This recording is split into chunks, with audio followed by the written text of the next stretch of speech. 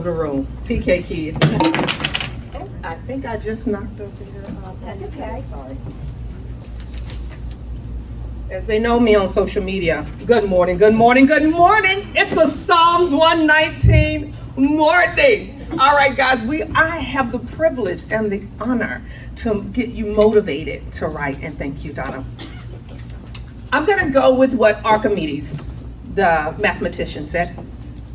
Give me a lever long enough and a fulcrum on which to place it, and I shall move the world. My lever is my belief.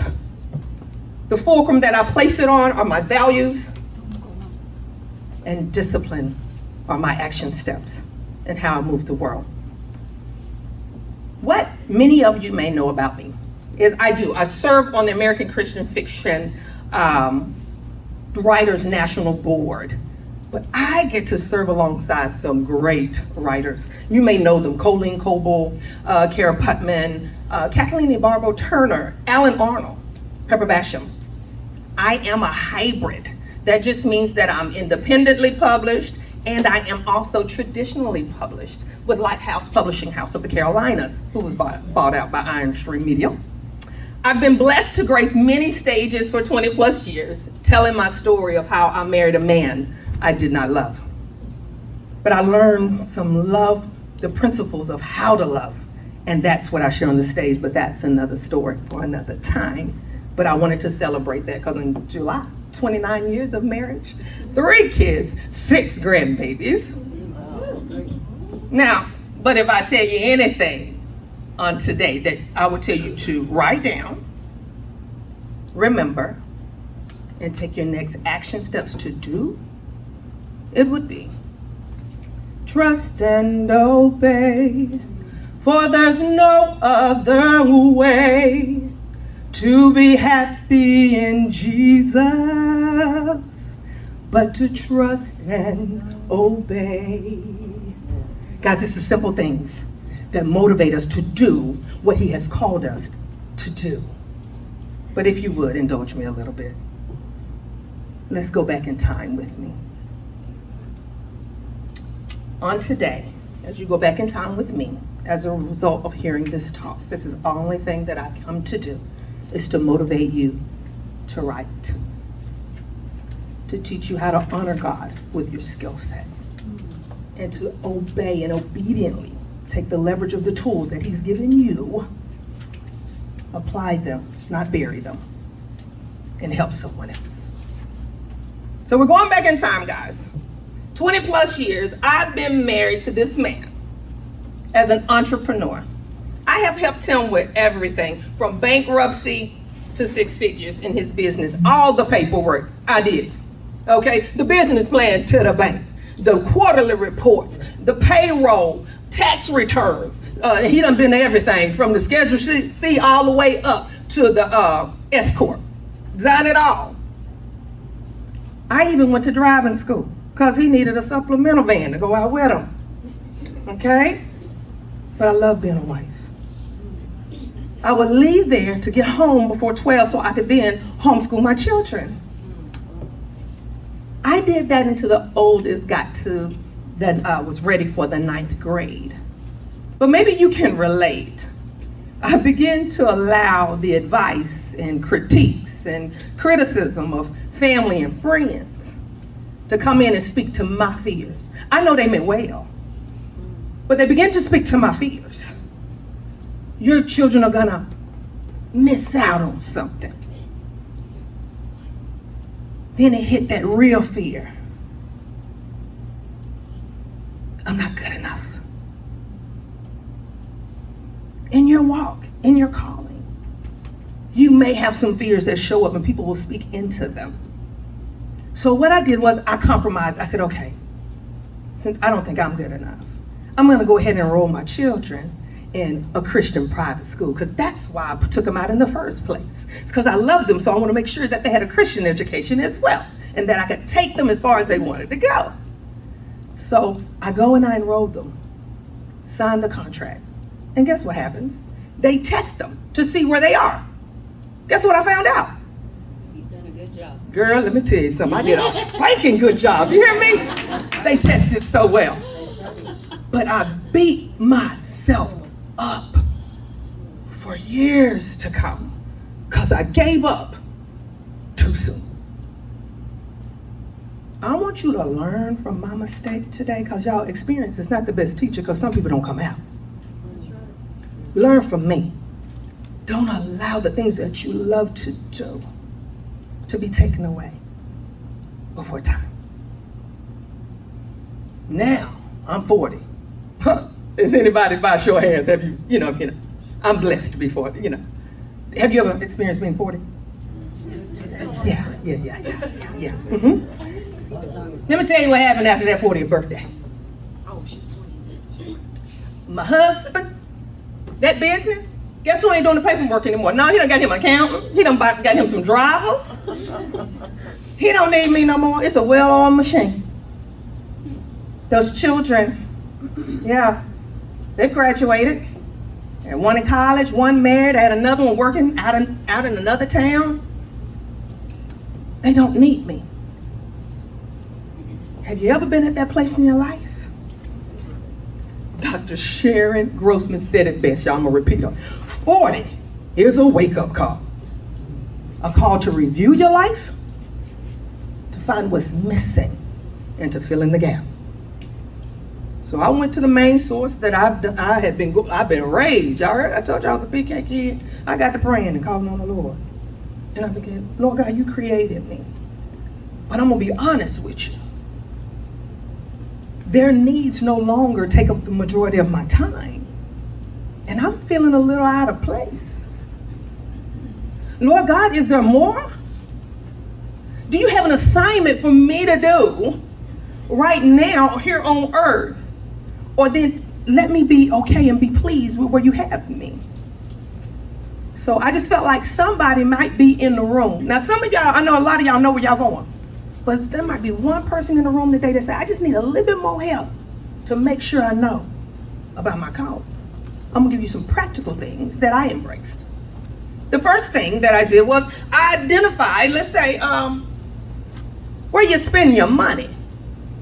You said, wait a minute, why would you go there? Because he said, where my money is, my heart is too. So I was like, where do you spend your money, girl? Even when you're broke. Books. All my life, y'all, let me tell you something. I will read a book. I even taught myself to type before that, because mama had that book along right by those encyclopedias that they used to come to your door and knock on the door and say, we had them all. Okay? So, a book. Another practical thing you can do. Journal or if you kind of look back over your life, begin to reflect. What's that thing that you spend your time working on? You find yourself going back to it no matter what. I don't care where you are in your career, what you've been doing, you find yourself going back to it. You know what mine was? Reading books. Like there might be something to this book thing. And I know when I read them, I'll tell y'all something, I start thinking about, I sure would like to change that ending. I sure would like that in my church. They all right, but I want them to see what my church looked like. I even had a teacher. Somebody will even come in and kind of confirm. I start thinking about it. I remember the teacher who came to me my freshman year in high school and said, oh my goodness, because you know how the little English she say, it's your turn to read. She pulled me to the side and she says, you have a natural gift. She said, you read. And she started giving me books. 5 Smooth Stones. Still remember that story. But the major book of all, guys, that I rooted and grounded, that I trust, was the Bible. And you say, yo, oh, Joy, that Bible's a big old Bible. How you gonna find your calling and solidify the call on your life in there? I'm gonna tell you where I didn't go. I didn't go over to Luke. Not the physician, not at 40 years old, and this girl got a weak stomach. You come in there, oh my goodness, I don't want to see no needles, no nothing. I ain't searching Luke. There's some practical things, guys, you can take in and say, oh, God probably and lead me down that road where Usain Bolt was running. I've ran all my life, and it's just not working out. So, story I got to share. My daughter, you know that private school I told y'all about? One of the things that they did was, they said, on career day, you find out your 3 top careers that you want to follow, then go and shadow, and that will be your class credit. You shadow them, and that's a part of your points. So we get there. My daughter, she's like, Mama, I ain't got to go to none of the rest of them. I'm going to be a veterinarian. I know I am. Yeah. So first day, the vet has a surgery that day. Neutering the dog. Cuts the dog open. Boop, bam. Daughter learned that day. Maybe not. Maybe it's not for you. Maybe you should groom the dog. Okay? So I'm just letting you know that there's some practical things that can lead you to your call. But I went in the Bible, guys, and I read about Ezra. Jehovah helps.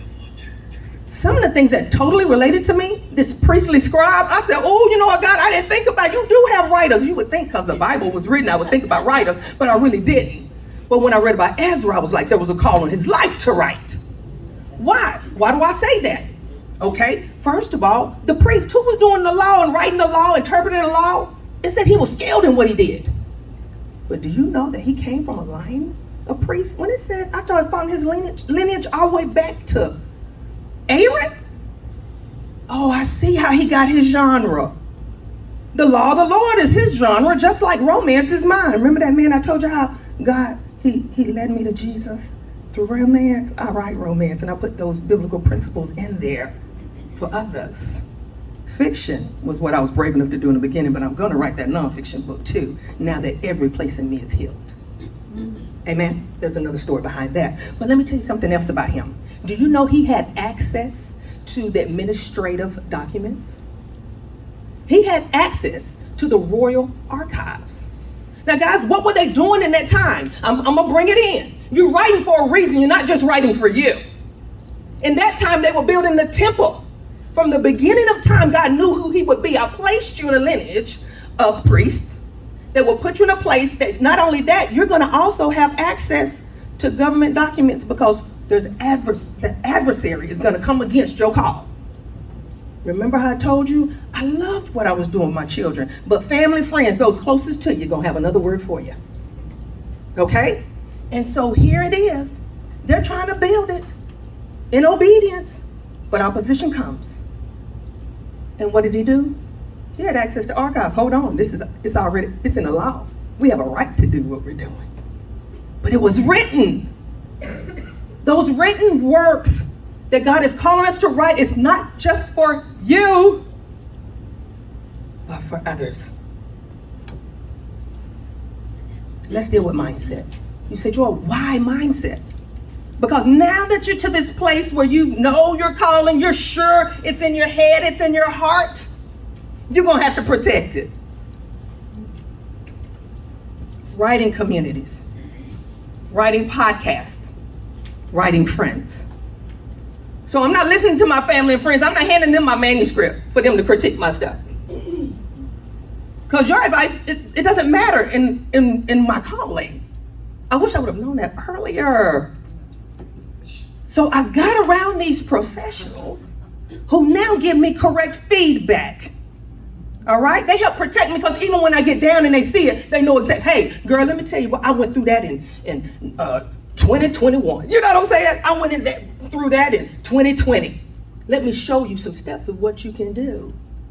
So guys, I'm telling you, as you're going to have, as you heard me talk about, I've got some publication. I'm working with some great people in the writing world, but you're going to have lows, even though you know you've been called to write, Edith.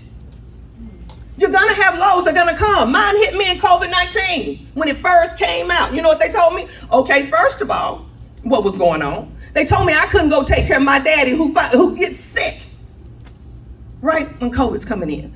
Oh no, I'm going to take care of my daddy. That he didn't have COVID. He had another issue. But guys, you know how you feel like if he gets there and he can't see me? He can't see us? I'm number 6. They won't let us in. I had a feeling my daddy wasn't gonna make it out. I was right. My daddy didn't make it out. People say, well, he lived a good life. I don't know life without him. During that same time, now see, we done sold the FedEx businesses and now we're over into transporting brand new cars. Do you know they shut down the manufacturing plants that was making hand sanitizer? Guess who's out of business? We're sitting at home and look, I got a man at home that only knows how to provide. He ain't providing, he ain't talking. So the relationship is still, now y'all, my whole books is based on our romance, you hear me? And we ain't got no romance going on tonight. And so I'm just like, oh my goodness, I'm at an all-time low. But you said, my agent had contacted me and said, hey, I got a lead. I need that book, those rewrites done. Can you get those to me by July? Oh my goodness. I got my belief that I'm called to write. That's my letter, okay? But then remember that fulcrum of which I built it on? Guys, I know my values. I've got tools that can point it out, but there's some values that I've already identified and did the steps. Integrity is big for me. You give your word, you say something, you better follow through. Girl, I'll hurt myself trying to make it happen because there's some things in my past that integrity is a value for me. God and family. So now that my agent has given her word to Bethany House, I was like, oh my goodness. I'm making funeral arrangements. I'm taking care of mama. I got a man at home ain't talking. Money ain't coming in. Then they let us go back to work. Guess what happened? The truck blew, the motor blow up. Anything that could happen was happening. But guess what, guys? Let's go over here to the skill set. Cultivate. Cultivate means work. Cultivate the wisdom. See, you got to understand in the Hebrew, guys, wisdom was skill. It translates to skill. We're fixing to honor God now. Well, what you call me to do, I'm going to work through this thing. I'm going to seek after it with all my heart because I believe you are who you say you are. And that if you call me, you will equip me. So some of the things that I have done to make sure that I carry out what's in my heart and my heart and my head is I write every day. I got a schedule. I tell you right now, if I was to tell you close your eyes and write your name, could you write it? You could, couldn't you? Because that discipline is in you and it's automatic. Because I'm grieving, I'm down, I'm low, but guess who's still writing? Because I'm writing every day. I got it in my morning routine. I have goals, they're set, they're written out. I know what time I write every day. Now life can come along, maybe you're farther along, and now I help take care of my mother because she had a stroke since then. So I don't write on Wednesday or Sunday. But the rest of that week, I'm scheduled to write. So write, because writing motivates writing. Set word goals every day. Don't just say I'm gonna go ahead and write, set a goal. If you don't know what your average writing is, start at 100, start at 50. See how many times you hit it and then move it up. Why am I saying do realistic goals? Because y'all, there is a scientific thing that goes on when you set a goal. That challenge starts, that testosterone starts, it starts processing. And when you hit 100 and you set that, you can make that check on that piece of paper, dopamine releases.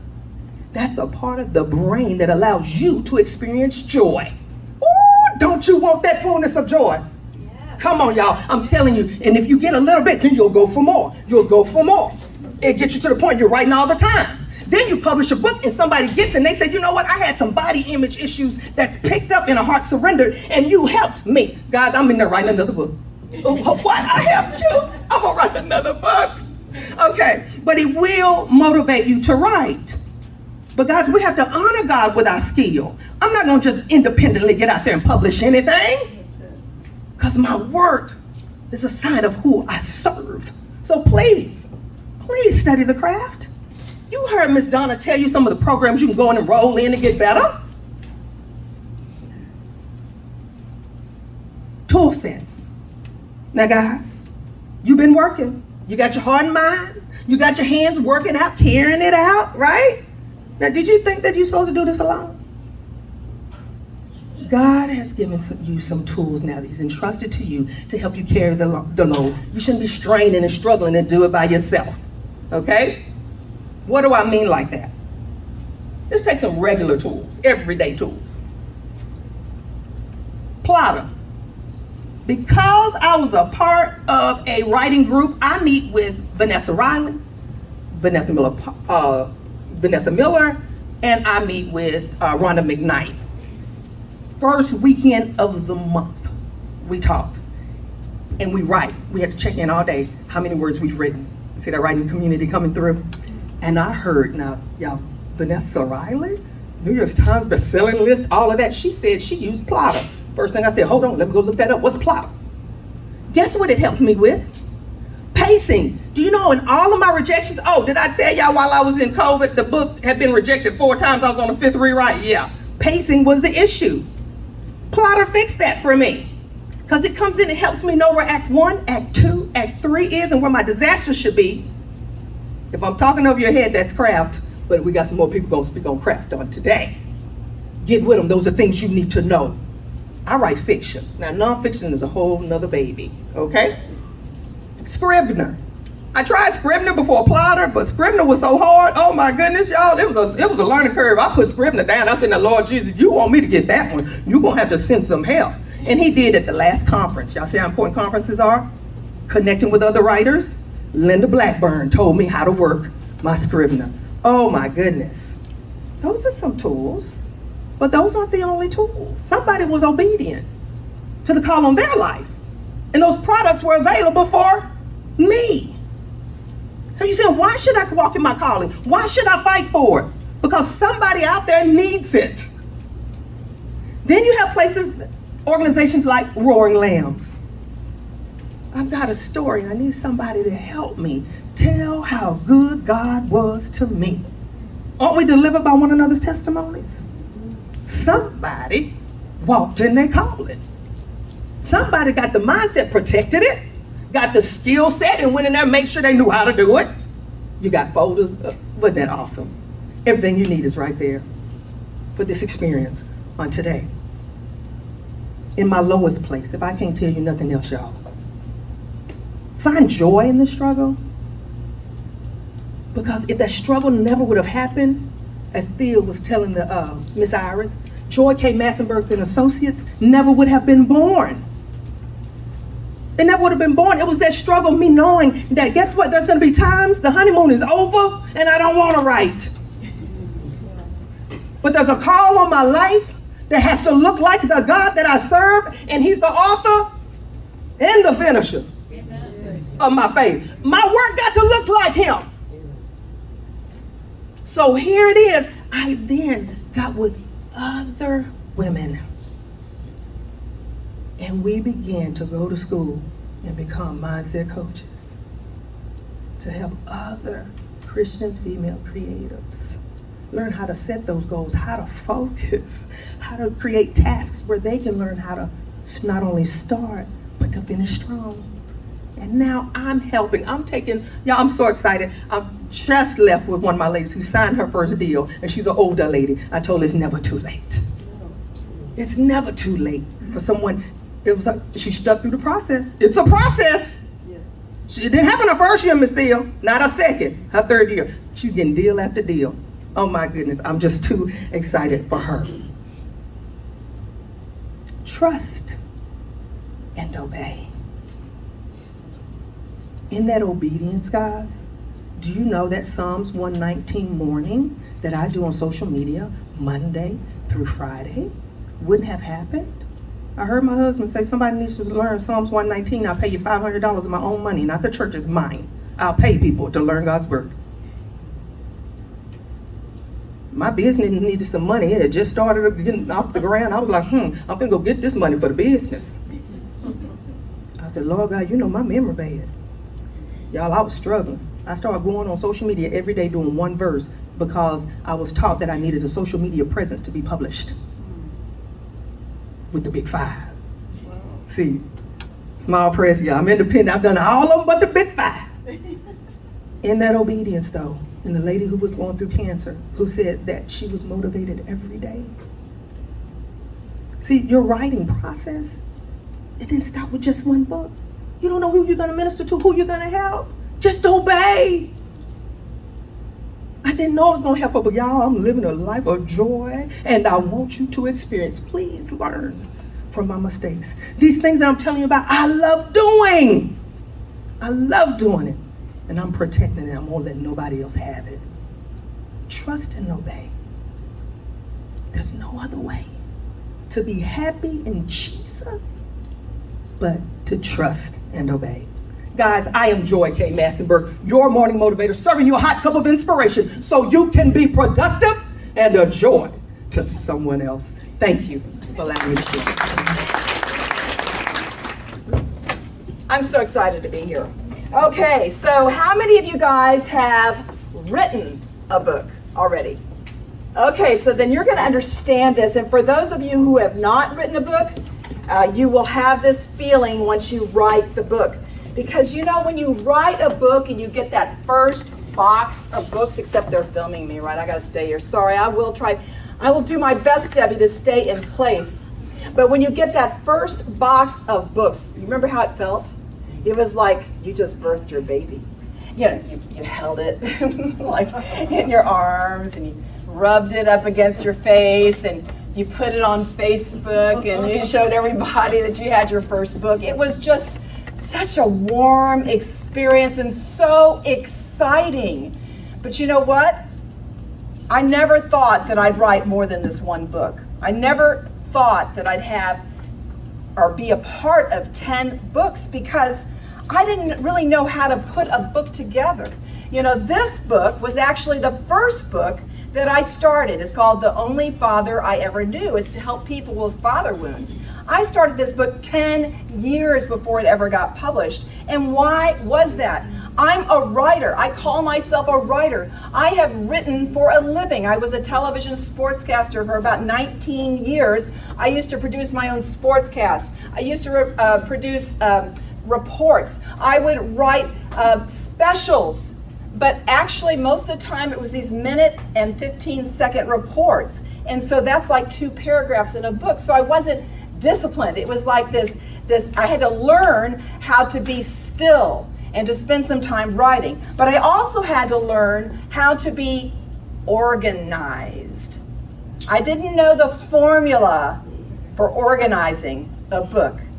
So would you like to know that formula? Yeah. Because I promise, if you go by this formula, you're going to be able to write your first book if you have not written that book. Or maybe you're going to write, maybe you've written a first book and it was 10 years ago. And you're saying, I really do want to do a second book, but you just can't get it done. So this is the formula. You've got a notes page in your packet. So I want you to follow along with me. Oh, my glasses just broke. God has a sense of humor. So I used the acronym book basics. And so every letter of the word basics, because these are basic truths, basic formula to follow, will help you write that book. So the first one is B. And the first thing you need to know is be organized. Now, I am organized, and Donna knows this from working with me. I'm organized in some ways, and I'm not organized with others. I am not good with paperwork. I am not organized with paperwork, but I am organized with time, almost to a fault. When Debbie gives me that countdown, 5, 4, 3, 2, 1, I'll be out. You know, I know how to do that. Oh, okay, thank you, Debbie. But I don't have my glasses anymore, so I can't look what happened to my glasses. And so I'm organized with time to seconds, minutes, but paperwork and that kind of thing, not so much. So organizing a book was something new for me. I don't know about you guys, but I needed to learn the basics of organizing a book. So one of the things that you have to understand is you have to organize and come up with an outline for your book to start. When I first did this book, the first book that was published wasn't the first book I started. It's the Pearls of Promise devotional. Now, I lead a ministry called Pearls of Promise. We help women overcome past dysfunction. And so we wanted a book to help women, but we wanted one fast, and we wanted to get one out there quickly. But the only way that we could do this was to organize it. So we came up with the chapters. These are pearls of devotional pearls. And so we have pearls of trust, pearls of forgiveness, pearls of love. So we organized this into all sorts of different chapters, and we got a lot of people involved in this book in order to get it done quickly. We asked writers from all over the country, and I figured in my head, whoever accepted the invitation to be a part of this book would be in the book. It was pretty easy requirements. And so this is an incredible book. It was God's book because it really does speak to a lot of people, but it was organized. So when we're dealing with 50-something other authors coming in, we have to be organized. And so as these devotional pearls would come in, somebody would write a devotion, and it was kind of like, It was about faith.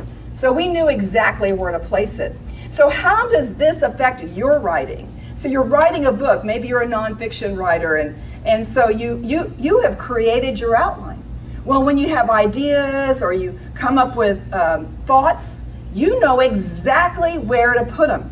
You know, when I do the laundry, you know, it seems like it's all the time, but when my socks come out of the laundry, I have a sock drawer. And I know exactly, it may not look good, but I know exactly where to put my socks. So when you do a book and you have chapters like this, organized chapters, as you have thoughts, you'll be able to put them and plop them right in there. One of the things I love to do is blog. I don't know how many are bloggers in here. I love to blog, and I would recommend blogging because it is a way to sharpen your writing skills on a regular basis. I can look at blogs from when I started back in like 2000, whatever it was, 9 or 10 or something like that. I can look at blogs from back then and then look at the ones now, and I think, gosh, the writing has improved tremendously, but it's been from practice. But a lot of times those blogs are subjects that could go right into your book. And so I take some of those and I just plop the whole blog in, even if I might just use like a paragraph. It's because I'm organized, because I have chapters. I've come up with an outline. And so that is the way to get started. You have to be organized. So the second letter is A, and that is accumulate your thoughts. Accumulate every thought. Some people call this dumping. Now, I just got back from, and I know that could be a lot of meanings, but anyway, I just got back from being in Galveston at the beach. And so when I came back to laundry again, you're gonna think I have tons of laundry, I do. So I come back with all these dirty clothes, and what did I do?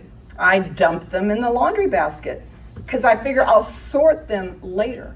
So you take these ideas that you come up with, everything that might apply, you've got your chapters organized, everything that might apply to that chapter. You might be driving the car, you go, I've got a thought for that chapter that I wrote just this week I started on, and I've got a thought. Well, you take that you write your notes, and then you go and you dump that in the chapter. It may not be in the right order, but you just put it in there. And so you're just plopping stuff in there. It's not in the right order. You're just thinking, that's the subject, that's where it needs to go. I'm just gonna write whatever I come. Because if you're a perfectionist and you start trying to get your writing craft done extremely well before, it's gonna delay the book. You wanna get everything into those chapters and then go back and make them pretty. Accumulating every thought. I think it's important to write down. Do you have a notebook in your car? I know that, be careful when you're driving and you write down things on your notebook. But I do a lot of times. And so things, I don't know what it is, but God speaks to me in my car. And so I will write things down as I'm driving. I've written songs in my car because a song will come to me. So you want to write everything down, and then you can sort through what you've written. That's S. Sort through everything you've written. Michelangelo once said, if I could read it now, every block of stone has a statue inside it, and it is the task of the sculptor to discover it. Every block of stone has a statue, and that's the way it is with writing. You've got all this stuff dumped into your chapters, and now it is up to you to sort through it and to start massaging it, to start molding it into a beautiful work of art. Because you've gone to this point where you said, okay, I think I've got every piece of information I think that can go into these chapters, into all this organization, and now I'm going to start trying to make it pretty. The last book that I've written, and I feel a little behind, I feel like, oh my gosh, it's time for a book. And I've got one that I started, but when you're in school, all you're doing is writing papers and you just don't have time. But it's called The Root That Never Died. I'm gonna put this one down here. The Root That Never Died. It was a book that I wrote during the pandemic. And it was for a friend of mine who had a health scare, a Jewish friend of mine. God brought me back to my Jewish roots in 2014. My Jewish father died before I was born, and it's been quite the journey. That's why I'm in school now. But I had a Jewish friend, a very dear friend, who had a health scare, and she thought it was cancer. She had a grapefruit-sized tumor in her ovary. And so that scared me because I'd really never shared the truth of Yeshua, the Savior of the world, the Messiah, with her. And I knew she wouldn't, she's a little ADD, I knew she wouldn't listen to me verbally. And so I thought, what can I do for her? During the pandemic, got nothing, I can't go anywhere. So I wrote her a book, and it's called The Root That Never Dies. My story about coming back to my Jewish roots, but it's also an apologetics book, sightings of Jesus in the Old Testament, testimonies of people who were Jewish who had supernatural encounters. So I wrote this book, and I put all my thoughts into it, and I began to sort. You have to have scripture, and I was looking for interesting ways to say things. And so I wish I could, I'm not going to be able to read, but I was looking for very interesting things to say in the book. And so a lot of times after you've sorted, then you want to try to figure out how to say things better. And we'll get to that in a minute, but I was looking for better ways to say what had been dumped into the book and what had been organized. And so it was my first attempt at an apologetics book, and I just want to encourage you as you put the structure of a book together, as you try to come up with book ideas. Just because you haven't done it before doesn't mean you should not do it. So I've dumped everything into the chapters. I've put it in some kind of order, right? Some kind of intelligible order. And then I start thinking, have I gotten enough information in here? You think you've gotten it all. You think you've done it all. But I realize what I have to do is I have to find statistical information, or I have to look for articles that will help make my point. And so in this book, The Only Father I Ever Knew, I needed some statistics on fatherlessness. And so I went looking for statistics that could help just help support my points that I made in here about fatherlessness. I also wanted to include scripture in here. And so I looked for every scripture that had to do with fatherlessness. So you can always enhance your books. It's a little bit like my trip to Galveston. I got a tortilla soup. Now, how many like tortilla soup? Okay.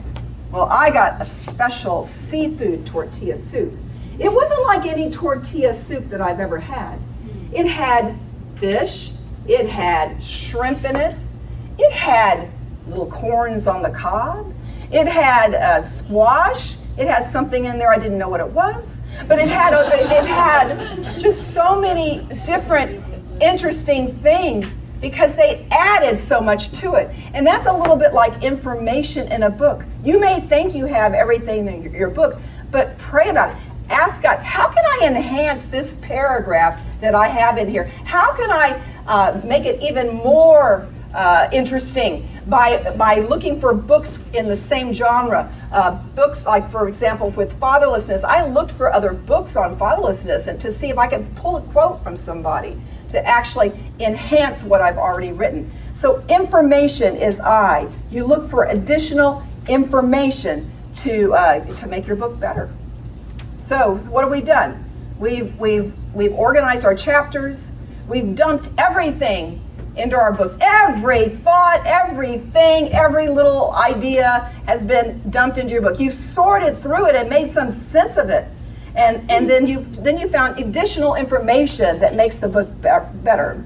Then C, basics, C is carefully choose your words. Now you've written your book, and this is a step that not many people think about. But how can you go through your book and say things differently? How can you say things? Solomon said there is nothing new under the sun. And there aren't words are words. But how can you make it interesting? Can you almost make a new language? How can you make things more just so people unique, so people will remember what you said. You think of like slogans like Coke is it. You think of slogans, it's the real thing. I think of Coca-Cola. They did a great job of their slogans. So think of ways to say you're writing so people, there was that line, they'll quote you. There was that wonderful line in that book. Do you remember, some of the greatest writers of all time, people quote their phrases. And so you want people to do that for you. It's like organizing a closet. We've gone through all the chapters, and now we're trying, and we've sorted. And now we're trying to really put the greens and the blues and all that kind of stuff together. We're trying to make it especially interesting and organized. Here's a couple of things. I actually can use my glasses a little bit. Here are a couple of lines, just to give you an example of saying something differently. This was from The Root That Never Died. I still had no specific message, however, but as the theaters boldly advertised, it was coming soon. Just a different way to say, instead of, I didn't have any message, but, I knew it would come sooner or later. You just come up with a way to say it differently. Here's a quote. I don't take credit for this one. It came from somebody else. Nobody comes to Israel without being invited by God, and though people may not know what drew them here, they know it was not meant to be another beach vacation on the Riviera. That's interesting. That's an interesting way to say it. And then here's one from my Root book that I did. I said, in a sense, all that remained of my Jewish family tree was a dead stump that used to be my father. And when I was born shortly after his death, I was only a little twig peeking out of what once lived. Just a different way to say something. Go back and rewrite. How can you say it differently? How can I say it better? How can I say it more interesting? These are all questions that you have to ask yourself. Try to be unique. Another thing I'd like to put under C, but don't spell basics with 2 C's, but I thought this was very important, is choose a cover design. That is actually really one of the first things you should do, because you want to be able to promote your book to other people. And even if you don't have your book written, you can have the cover done, and you say, hey, this is going to be coming out in fall, and I really want you to do a pre-order of my book. This is The Only Father I Ever Knew. Frank Ball helped me do a couple of covers, and this was one we can't really show God. It's about God as Father. But the Father, I love this cover because the Father was in the shadows of the book, and that was really where a lot of our fathers are. Either absent or not good fathers or abusive fathers. They're in the shadows, right? And so that was a good way to depict that book. Pearls of Promise, we show a pearl in an oyster shell. The cover should really kind of tell what your book is about. On this, The Root That Never Died, about my Jewish roots not, dying, my friend Debbie Jackson, has beautiful artwork, and she's a beautiful artist, she did an olive tree, because that's part of my story with the roots. And so what a beautiful thing. And the olive tree makes a heart. These are little intricate things that you've got to think about for your cover design. And the last one was my children's book called The Most Powerful P. And I know Frank helped me format this one. But I was telling the artist, I said, I want a P that is like a superhero. We were just talking in my doctoral cohort about how people are looking for superheroes. And that's why all the superhero movies are so popular. And that's why we as Christians have to write so we can introduce them to the greatest superhero, Jesus Christ, right? Yeah. And so this is about prayer. And so I wanted to show people that prayer is the most powerful thing that these kids can do. And so this is what we had, a P, the most powerful P, prayer, with a cape on it. So covers are very important. That is why I wanted to include that in this C, letter C. So the S, the second S, stands for seek an editor. Seek an editor. And I'm telling you, this is the most important thing you can do. Now, a lot of people will cut that corner. But I know Donna, a lot of us, Frank, a lot of us have been asked to endorse books. So people will send me their books, they'll send me their manuscripts, and it's hard to look at because there's so many mistakes. And I'm telling you, if you don't have an editor, there are going to be mistakes because your mind corrects the mistakes. I know Belinda knows. She's like me. I can't look at a book without seeing the mistakes, and that's really hard. But your mind corrects mistakes, so you have to have another set of eyes to take a look at it. When I worked on the Stories of Roaring Faith books with Belinda McBride, and Frank Ball, and Donna Skell, and Sherry Ryan, and so what would happen is I was the first set of eyes to look at it, and I thought I got things. I tried to look for flow and format and typos. But guess what? I missed a bunch of stuff. And so it went on to the next person, Belinda or Sherry, and then it went to Donna, and then Frank, the master editor, got it, and he still found things, right? Because that's what happens with books. You've got to have an editor. And if you want to get, and this is probably low, but if I pay $150 a chapter for editing because I want it to be clean, and even then they miss one or two. Some of the traditionally published books I've read, I catch it and I circle it. I don't know why. I'm not going to tell him.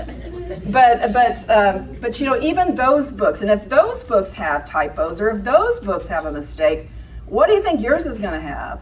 When you don't get an editor. Now I'm going to kind of negate a little something that Joy said. I do send my manuscript to trusted friends with a red pen as a start. And I have them go through and I say, circle all the typos, circle all the mistakes, send it back to me so I can correct those. And I do that actually before I send it to the editor. So it's a little bit cleaner, so she doesn't have to wade through the jungle, has to wade through all these mistakes in there. And so I think it just makes a better document. So seek an editor. So let's review again. B is for be organized. A stands for accumulate every thought. S is sort through what you've written. I is information. Get some extra information that makes your point. And then C is carefully choose your words. Work on rewrites. Try to make them interesting. And then choose a cover. And S is seek an editor. But I'd like to close by adding one other little letter for you. It's W. Now W could be work. Book, basics, work. Right? It works when you organize your book. But I'm going to propose another letter, another word, W, worship. Worship. And why do I say that? I'm going to share something I learned in one of my classes this year. Our professor, Dr. John Hunsinger, said, what if you guys, every time you read a book for this class, or every time you wrote a paper, considered it as an act of worship? That changed my life. From then on, you're sitting there, I've got this paper to write. But instead you go, Lord, I give this paper to you as my act of worship. So couldn't that apply to books? Every time you sit down to write, you say, I give you this book as an act of worship to glorify you. Lord, give me the words. Give me the time. Give me the creativity. This is my act of worship for you. What if we did that? Jack Hayford, who wrote a book called Majesty, says how completely and unselfishly he invites us, God invites us to become partners with him in his kingdom. He wants to transmit his kingdom authority to you. And through us, as a flow of his life, love, and healing to a hopeless and hurting world. How would you like to partner with God? Don't you want to partner with him? It's an act of worship, writing your book. And that is a basic truth. Thank you all very much. Appreciate it. Thank you. I trust that we all can write as well as we can talk, because you're really good at that talking part, I've noticed. And right now, we want to talk about the right perspective, spelled W-R-I-T-E. And that's not to say that there's a wrong perspective.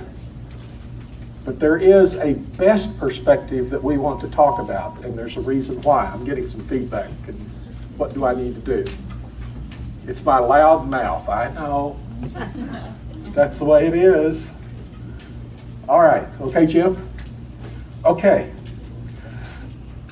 I don't know what you learned in school about how to write. There was a certain pattern, a certain way that things need to be said. When you sit down to write, do you find yourself going into a little bit different mode in the style? I'm going to guess a lot of times that's because you were taught that there was one right way to write. And we studied the masters, we studied the classics, and we learned a pattern of writing. Wonderful news. You can just throw that all out right now. You don't have to do it that way. The best thing in the world you can do is use your voice. But there is a certain set of approaches that we should look at, because some ways of writing are better than other ways. And there's a reason for that, and I want to talk just a little bit about the reason. Because our audience has changed. 100 years ago, there was no electricity. And what did we do? I missed something here. 100 years ago, we had no TV, we had no radio, we had no electricity, and a lot of people couldn't even read. And so books were purchased and words became valuable because we would sit around in the living room and somebody who could read would read the story to everybody in the room. And at that time, it was necessary for all the details to be given. Every word, create the picture, show us the trees, show us the waterfall, tell us how high the sun is, how hot is it, are there clouds? All those details were important back then. And when you read the classic, you will read lots of details. But this changed. And I can remember when I was a kid, sitting in the living room, around on the couch, listening to the radio show. Because there was the Lone Ranger. And never before had we been given all of the sound and the words. They're all right there on the radio. And we didn't have to imagine the kinds of voices because there were different voice actors that had all the right kind of emphasis. And we're so excited about that. Now, let's fast forward to where we are right now. And we can pick up a movie on our cell phone, on our laptop, on our TV at home. We can grab a movie from anywhere. And what do we have? All the details are supplied to us. Everything's there. This change has caused our audience to be different. And we have acquired what I call a cinematic mindset. And what has happened here is the appetite for words has changed. We don't want details. When we watch a movie, we want to be caught up into the action. And we don't want a lot of time spent on details because in movies, we're not given that. Now, I want you to know, what are you competing with if you want someone to read your book? You are competing with them for their time. And if they can watch a movie and it has the value of 12 hours of reading, but the movie only takes 2 hours, guess what they're going to choose? There is a way, and this is what we want to talk about today, an approach that we can take that makes books better than movies. Have you ever read a book and you thought it was better than the movie? Why? Because when you read that book, we're right back before radio was invented. And we're looking at those words, and with our own imaginations, we are creating the background, the color, the details, and it's more real to us because it's personal. It's our experience that we are relating to in the novel, in the nonfiction story. So there's a certain approach we want to our storytelling that grabs people's attention and holds it. So then the details become less important. We want to avoid what we call purple prose. That is from a quote from Horace in 65 BC, a poet who talked about the purple patches in the writing. And this was a problem with that author's writing. It has purple patches. What did that mean? Well, only the royalty had purple clothes. But when all those clothes were discarded, people who were poor would cut little good pieces of purple and sew it onto their garments, thinking that's going to make them look rich. But it had the opposite effect. It said, look at me, I'm not that good. I'm not that rich. And this is what we do today with our writing when we include details that aren't essential to the story. They then become distractions, and we want to avoid them. Purple prose. What detail is unimportant? The detail that's unimportant is whatever is not important at that moment to your point of view character, your main character in the scene.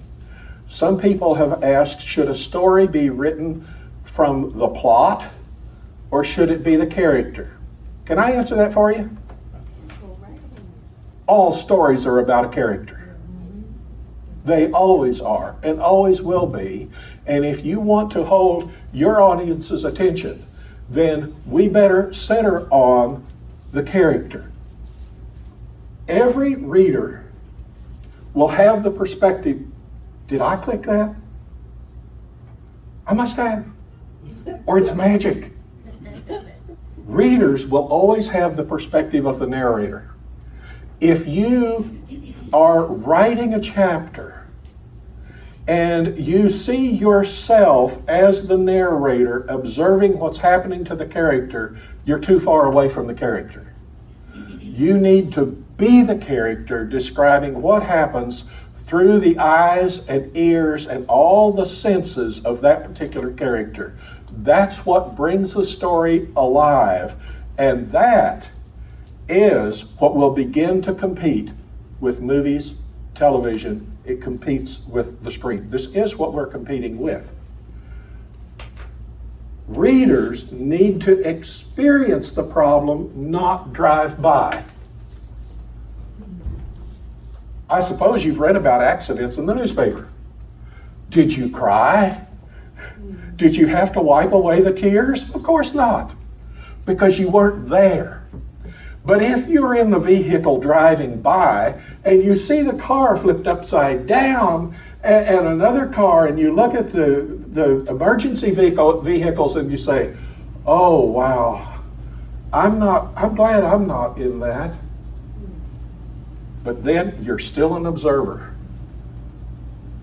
To be really engaged, you know where you need to be? I want the experience of the person who came out of that alive. That's where the heart-gripping part of your story is. Your goal in every scene is to become the character in which everything that's happening around that character matters. So in each scene, tell your story from the main character's point of view. Now the main character may be sitting up on a real tall point, viewing and seeing the whole countryside. You can be any particular character in your scene, but just be that character for the scene.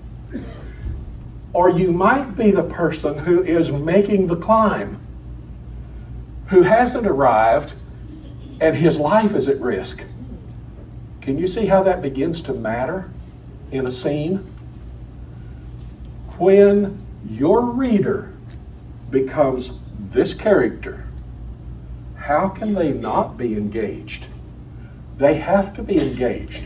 What's going to happen? They want to feel the climb. So what we have in a story is things happening. But let's realize that both fiction and nonfiction stories require, underscore this, believability. I don't care whether you're writing fiction or nonfiction. Your stories should read the same. If you're reading a fiction story, you shouldn't be able to tell it's fiction. It should be that real. And if you're writing a nonfiction story, you dare not assume that a miracle is going to be accepted at face value. And I've had authors tell me, oh, but it really did happen. Doesn't matter. If your reader doesn't believe it, the story's gone. It's ruined. They'll change channels. They'll go to something else. Your story must be believable. So when you're telling this miracle story, one approach that's great is to show how this is impossible. This can't happen. I know it can't happen. There's no way. Readers are really smart. You know, after about 6, 7 times you say this can't happen, guess what readers think? I think this might actually happen. Now you have readers walking with you in the area of believability. Always believable.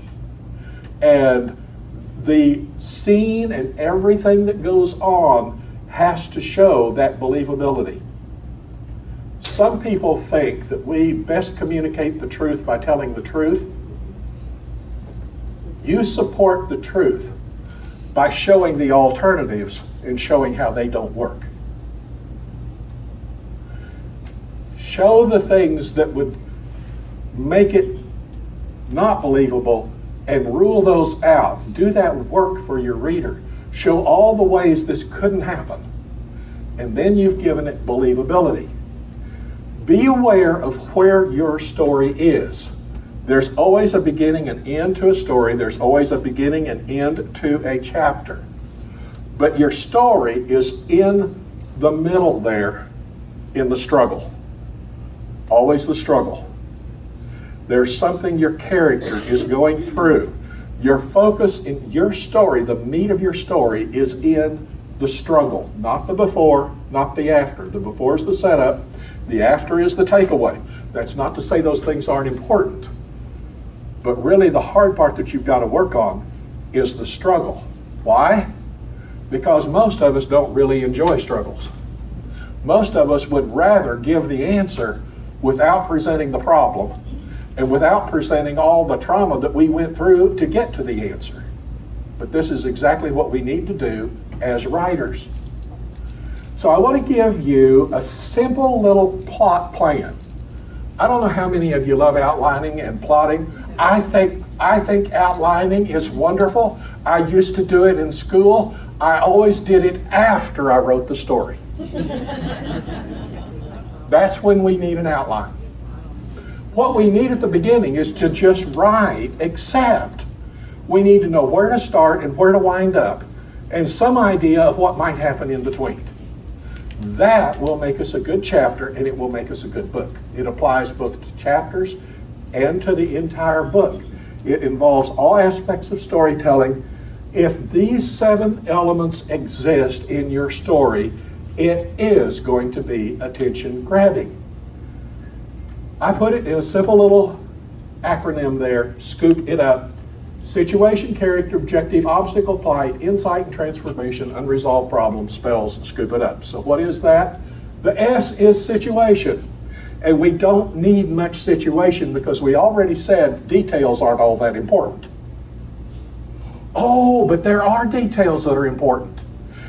Important to the character at that moment. What's important in a situation is to let readers know where they are in time and place. We don't want them to feel lost. Are they in modern times? Are they first century? Are they medieval times? Where are they? They need to know where they are. Are they in the country? Are they in the city? Just a little bit to suggest where I am, but not much, because what's going to follow is going to take readers on the journey of finding out. We want just enough to create a little bit of interest, like something being fired from the sky from a UFO. To pull readers into the action We must have a character. Characters are all that matters to story. Or at least I should say, it is what matters most. In my yard, I have 2 beautiful oak trees. They are now quite large, some 25 years old. I like those oak trees, but I have yet to hug one. I don't hug trees. I might be a tree lover. I don't hug trees. We hug characters. We cry tears for people.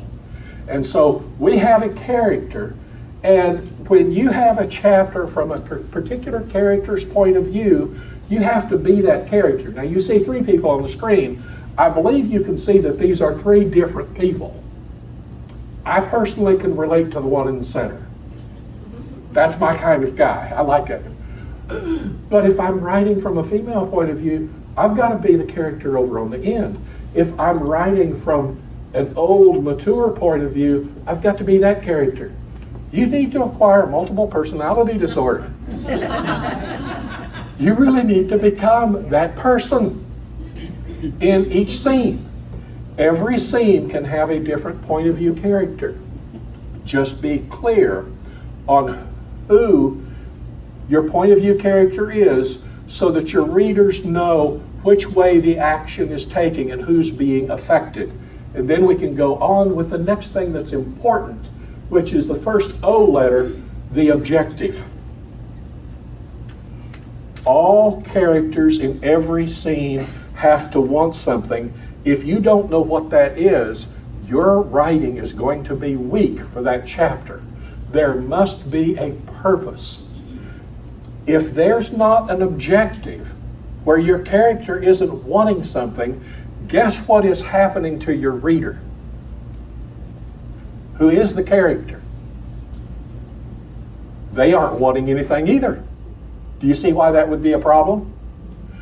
We need to have it clear, some sense of direction and some sense of purpose, that we have this objective. My point of view character wants something, and now there must be, the second O word, obstacles. Why are obstacles important? Hey, I love the character. Why can't we just go ahead and tell the story without any obstacles? Yes, you can, but you're going to lose your reader. Do you know why?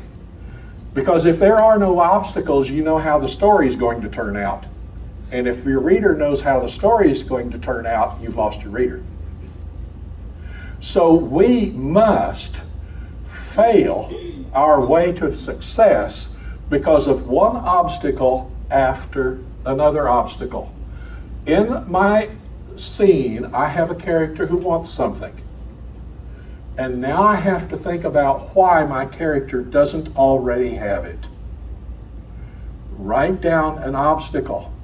Now you're going to set up your character, and your character is going to want something, and your character is going to have an obstacle. Now here's the miracle fun of storytelling, especially if you're writing fiction. You don't know until you really get into the scene how your character is going to react. And this is fun. It's an adventure for the writer because you're letting your character, true to that character's personality and goal, you're letting that chapter happen naturally, and your reader is going to follow that. And what's interesting about this is because we're not outlining and saying it has to be a certain way, your characters are not going to act the way you thought they ought to. Because I'm not the old guy anymore over on the corner. In this scene now, I'm the young, good-looking lady. And I don't react like this old guy. And so we begin to see our different characters act in different ways that are surprising even to us as the author. This is fun. This is an adventure for us that we can pass on to our readers. So we must have obstacles. And then we concern ourselves with the plight. Because the obstacles we have matter, and what we want matter. because of the reward that we perceive or the consequence if we don't get it. There really needs to be some kind of life or death concern. Now, I want us to realize that all of our chapters and our whole book doesn't have to be focused on whether somebody's going to live or die. But don't we see a lot of movies that are focused on that? Don't we see the ticking time bomb and all of Los Angeles is going to be blown up? Or the whole state of New York is going to fall into the ocean? Or the whole planet is going to be blown up? This concerns us because it's a life or death matter. But I want you to know that emotional life and death is more moving to your reader than whether somebody is shot. We've kind of become desensitized to people getting shot. But the emotional struggles that we have really matter. So let me put it this way. As a teenager, I want you to know that a zit, or pimple, or whatever we call those things that spring up on our face, that is a life or death matter in high school. Would you agree? How we look, how other people look at us, how other people feel about us. So that concerns, that's the P word that we need to pay attention to. Why does what is happening, why does it matter? That's what you want to be aware of. So let's follow where we are. We've spelled out scoop. There's just 5 things you need to write down, and I do this just in a SCOOP. S, what's the situation? Just basically time and place. Who's my character? Just the name, basically who they are. That's going to be my point of view character. What objective does that character have? Okay, I write that down. And what are the obstacles? And I think about, okay, this could happen, this could happen. Oh, but if that happened, how would my character react? That might get interesting. You start thinking about all the things that could go wrong. And in our own nonfiction stories, we forget about those things. Do you know when we're really worried about things, there's about a dozen problems that we imagine in our mind that never happen? That makes story. You go back into your character and you imagine all these things that before you could have imagined, but we forget those things. You got to go back and remember them, and because those are important obstacles. So you just write down a few obstacles. And then you write why it matters, the plight. Now you have the basic structure to put together an interesting story. Then you can write a 2-sentence summary, you can write a paragraph or 2, or you can write a full chapter and see how this unfolds from beginning to end. When you have these 5 elements defined, you will have a captivating chapter. Then we are concerned with the it. What is it? It stands for insight and transformation, which simply says my character from experience is going to learn something. And if I learn something, I am changed. From one chapter to the next, we see new insights and new transformation. If you want a movie that perfectly depicts a progression of scenes of insight and transformation, watch the movie The Ultimate Gift, in which somebody who has never worked a day in his life and doesn't care anything about anything except having a party becomes somebody who cares about people. And it happens one scene at a time. And I get 5 minutes more. There is, after that, the unresolved problem. Because there's always a next story. There's always a next chapter. There is always the next book. And sometimes this is a great lead-in to the next chapter so that readers want to know, oh, now he's won the lottery, what's he going to do with the money? There's a problem after the solution. And so we take readers through the unresolved problem.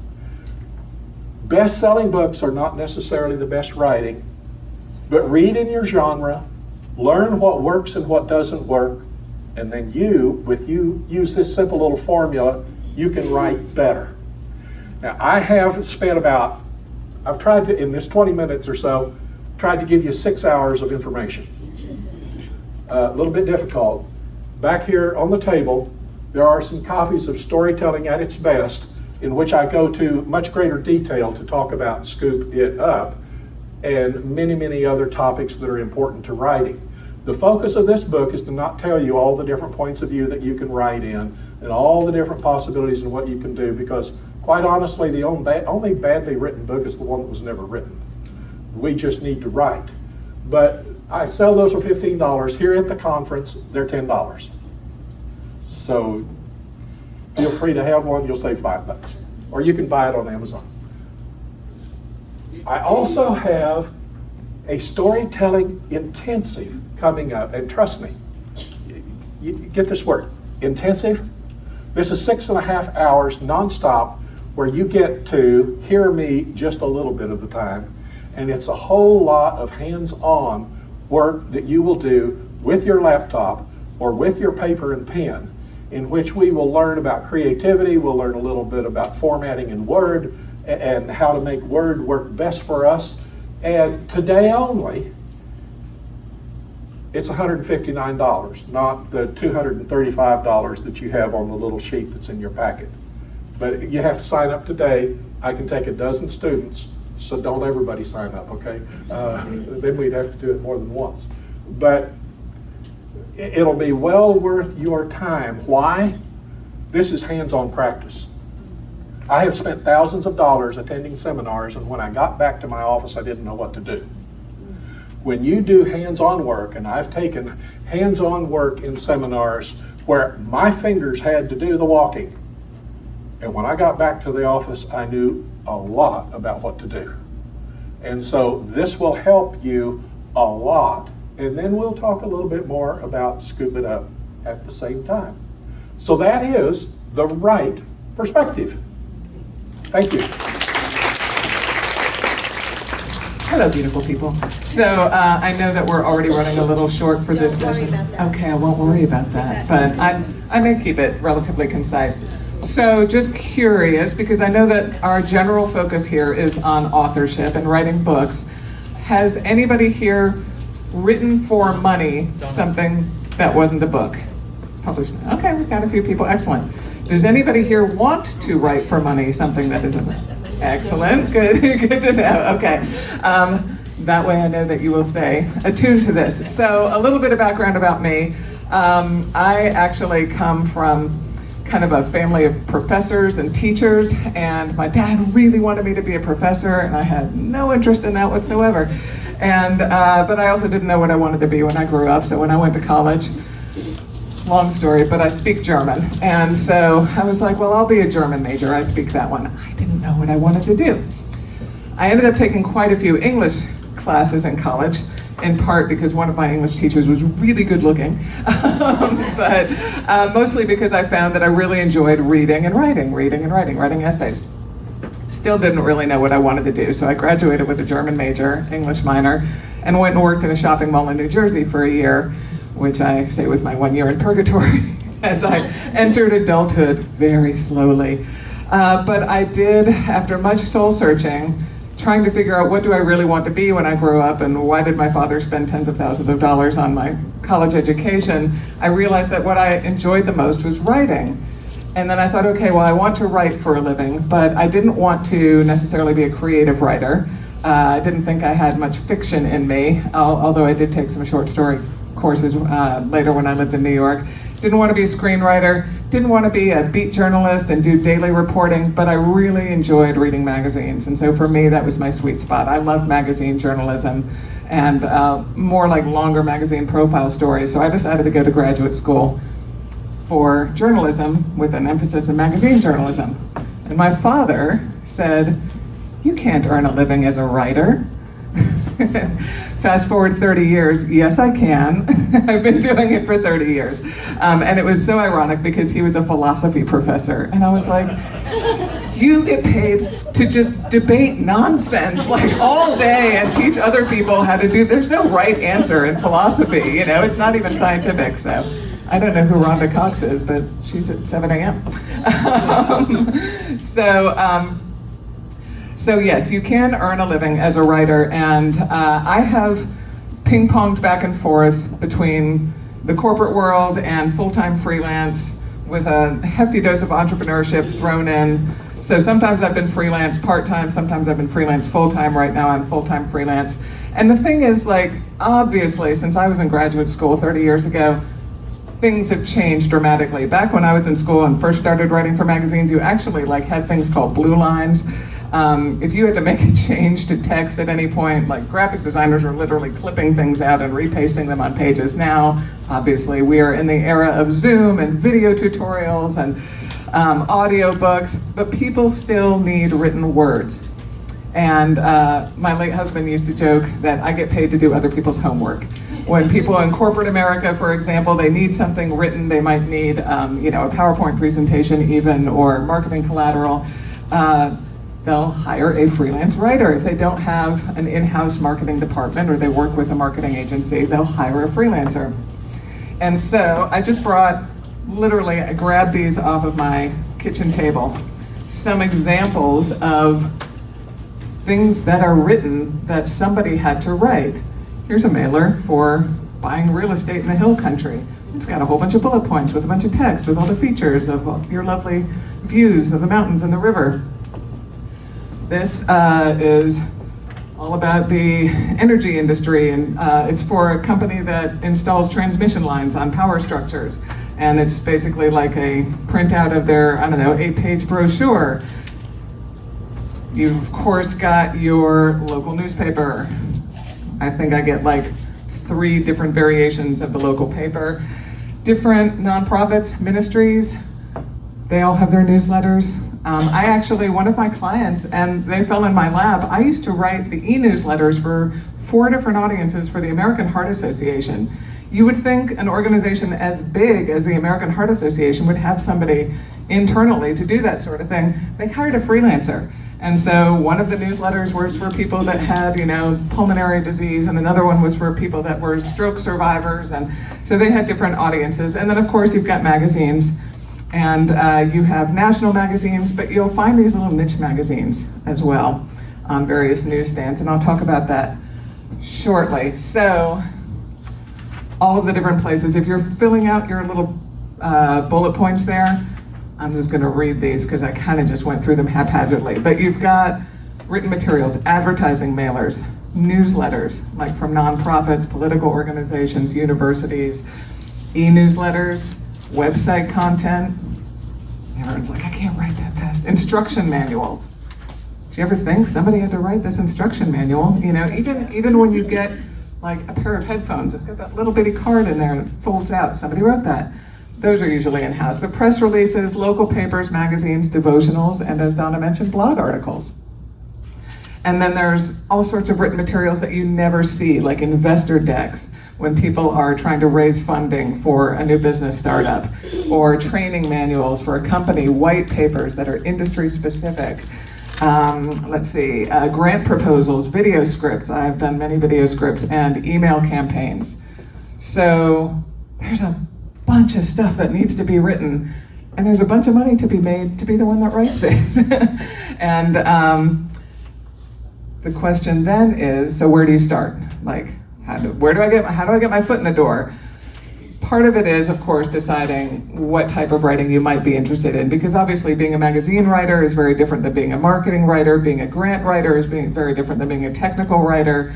And so if you, for example, have any kind of background or experience, let's say with working with a nonprofit, working with a ministry, working with any other type of nonprofit, and you have some sort of experience on the fundraising side, you might want to explore the avenue of grant writing. I can tell you that's actually really lucrative. People pay people a lot of money to write their grant applications to try to get donations and funding and government subsidies and things like that. If you have a passion for that, if you have the ability for that, if that's a wheelhouse you want to enter into, that's a great niche. Likewise, technical writing. writing software instruction and manuals and things like that. That's a very lucrative niche. I actually started, ironically, writing for the financial services industry. I have no interest in the financial services industry, but when I was in graduate school, I was a teaching assistant, and I shared an office with an adjunct professor, and that adjunct professor went to work for AIG the year before I finished my program, and he was in charge of basically corporate communications at AIG. AIG is a huge multinational insurance firm that actually has 400 different subsidiaries. And so he reached out to me and he said, hey, I need a writer on staff. Are you looking for a gig? Well, sure, yes, I just got my degree in journalism, but I'll go work for a corporation. And we actually published a magazine that went to 30,000 employees worldwide. And so I was using my journalism degree, but in a corporate environment. That got me into insurance and financial services. So then I started freelancing for magazines in that space because I had it on my resume that I'm with this really big corporate, insurance and financial services firm. So I had expertise in that area, and I had access to a whole lot of experts in that area. So I kind of fell into that, never really particularly had a passion for insurance or financial services, but I wrote for that industry sector for a dozen years, and that was particularly lucrative because ironically, financial services companies have a lot of money. But I have also, in the course of my career, literally, I've written door hangers for boutique hotels. The little, instructions that you get for in the guest room when you check into a hotel, somebody's got to write those. I have written website copy for dog food retailers. I have written a website copy for oil and gas pipeline companies and automotive repair companies and everything in between. So I actually specialize in being a generalist. I tell people that I'm not an expert in any one particular area. I'm really good at asking questions. And so regardless of what type of writing niche you may go into, the ability to ask questions and consolidate information is going to be key. Because if you are a copywriter and you're writing sales copy, you need to ask the type of questions of what's the pain point for this audience. It's not what are the features and benefits I'm trying to sell, but what problem am I trying to solve? And you may want to do your own legwork and try and find that. If you're writing journalism, obviously, and you're going to be interviewing people in particular subject areas, you need to learn the art of asking open-ended questions, and not just yes or no questions. I have found in my many years of interviewing people that, ironically, a lot of very well-paid, high-level professionals are terrible interviewers. You talk to a doctor or a lawyer or an accountant, and they will give you one-word answers. You talk to like a mom or a teacher or somebody, and they'll talk, blue streak. So you have to also learn how to reframe and rephrase and just really learn the art of researching. But again, as I mentioned on the panel discussion, I think everything is interesting. And so for me, the progression of my freelance career has been honestly sticking a toe in the water in a number of different things. That most recently I write a lot about art, architecture, interior design, travel. I've had to work my way into that, and there are ways that you can do that. So if you, for example, are knowledgeable about parenting and you end up getting a foot in the door writing maybe a school newsletter or the PTA newsletter, your HOA or your homeschool co-op, emails that go out, you get your foot in the door, something in the parenting space, and then maybe you write a short article for Dallas Child Magazine and for some other local parenting magazines, but really you'd love to write about travel.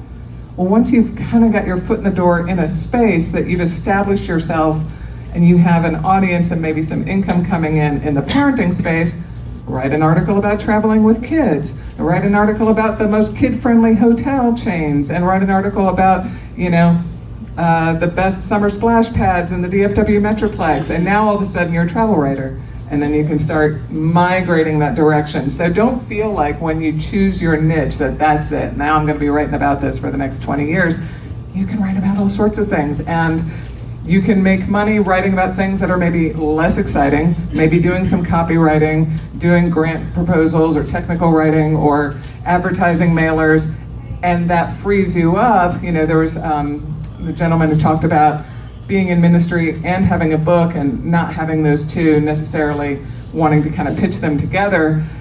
I talk a lot about the fact that being a freelance writer frees me up to be able to do prison ministry because I have my own schedule, and so if I need to be gone for 8 hours traveling down to a prison in Palestine and ministering to the men there and then coming back, I can do that on a Wednesday.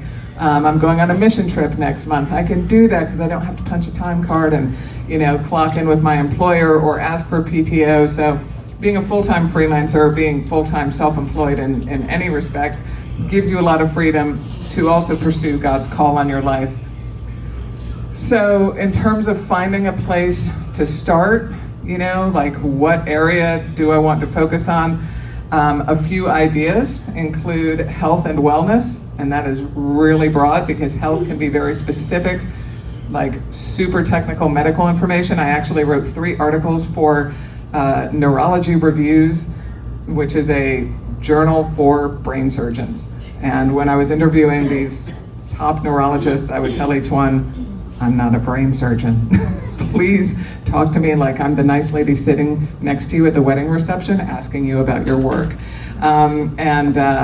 But health and wellness can also just be mindfulness. It can be yoga retreats. It can be goat yoga, and so there's a whole lot in the health and wellness category. So even within that category, you may want to decide, do I want pediatrics? Do I want optometry? Do I want health and travel, nutrition, nutraceuticals, things like that? Financial management, great big broad category, a lot of opportunity there. Leadership training. If you have any background in HR and sales training and coaching, anything like that, leadership training and writing about that or operating in that space might be good. Travel and tourism, history. There's actually a huge audience for history stuff. Textbooks, obviously. Documentaries. Somebody needs to write the content that the narrator shares in a documentary. So again, freelance writing doesn't even have to necessarily be like that it's going to end up in a magazine or on a mailer. It can be video scripts. It can be audio, the lead in for, if you listen to audiobooks, a lot of times the publisher will have their own little spiel. This is published by blah, somebody wrote that.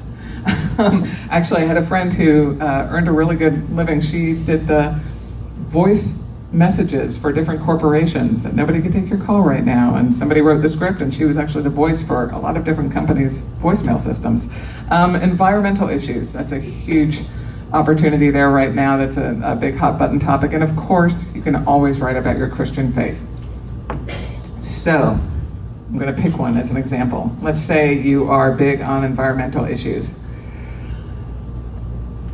And as a niche, regenerative agriculture. I get a newsletter about, oh, look, there's my thing. I didn't even know that was up there. I get a newsletter about regenerative agriculture and organic farming, non-GMO, things like that.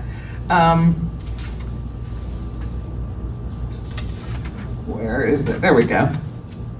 So, you've chosen your niche. This is my area of focus. This is my area of passion. How do I make money writing in this space? Again, go back and look at all the different places where you might be reading things about that. So obviously you're going to probably be reading blogs about homesteading, regenerative agriculture, different movements nationally, internationally, magazines. There may be regional magazines, national, global magazines. You probably are involved with some organizations that operate in that space. So they have newsletters and e-newsletters. They need fundraising letters for their nonprofit. And then you could even write about it for your local paper. And that's a great, great place to start. If you just want to get your foot in the door, I don't know where I put my example newspaper. My very first time I got paid for freelance writing was, I was still in the graduate program at NYU. And we had an assignment for one of the classes. This was back in 92, I think 92 or 93, and there was a recession going on, and so NYU is obviously in New York City.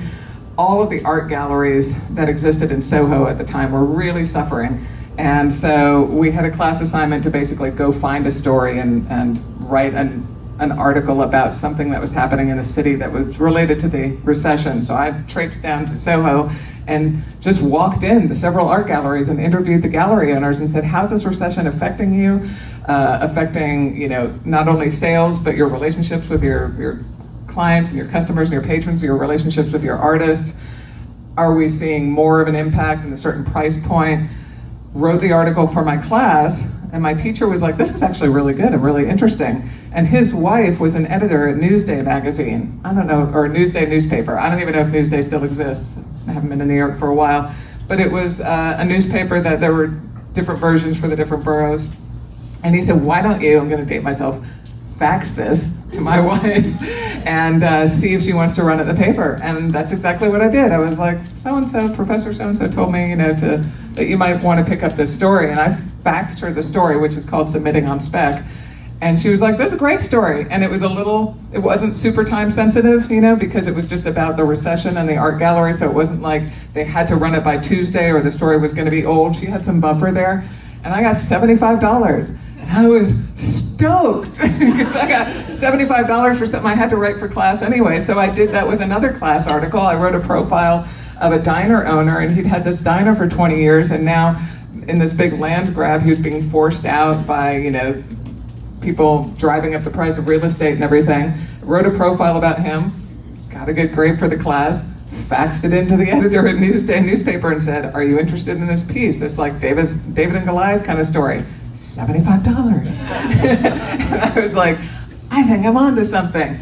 I actually got my very first magazine article, which I would be mortified for anybody to read now that I am saved and follow Jesus. But at the time, I wrote an article. I wrote an essay on my lunch break while I was working in corporate America, and I sent it on spec to the senior editor at Cosmopolitan magazine. Trash. But at the time, the largest circulation women's magazine in the world, I sent an article on spec. They picked it up. I got $500. So sending things on spec is very difficult these days. However, you will see on your table, I don't even know who put that there, but there's a magazine and then there's the writer's guidelines. So if you want to write for magazines, what you want to do is find the writer's guidelines, and very often you can just find them online. You can go to the magazine or type in the magazine name and writer's guidelines. You'll find them. And if not, you can always go to Writer's Digest, which is a book. There's probably an electronic version of it. I haven't used Writer's Digest in years, but that is like the industry tome for anybody in the magazine space. But if you don't want to write for magazines and you don't want to write for newspapers, but you do want to get paid to write, another great point of entry is to find small local marketing agencies, boutique marketing agencies, boutique ad agencies, because they work with freelance writers. Again, very often, they'll just subcontract everything out. They'll have freelance graphic designers, web designers, writers. So if you go to some networking meetings, or you literally just Google like boutique ad agencies in the DFW area, call and introduce yourself. More often than not, they're gonna wanna see examples of your work. And so look for those easy points of entry. Volunteer to write for your church newsletter, volunteer to write for your HOA newsletter, volunteer to write the web copy for your friend's small business, and they have somebody else doing the web design, but you're gonna write the content for each page. Just get something that you can put in your portfolio. Do some stuff for free. If you're a blogger, obviously contribute to your blog.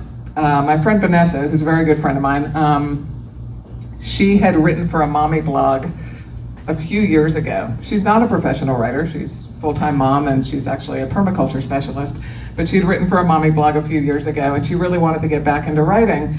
Well, I read her blog articles, they were great, but she made like $20 a piece, $25 a piece for those. And they were several years ago, 3 or 4 years ago, and she only had like 4 articles.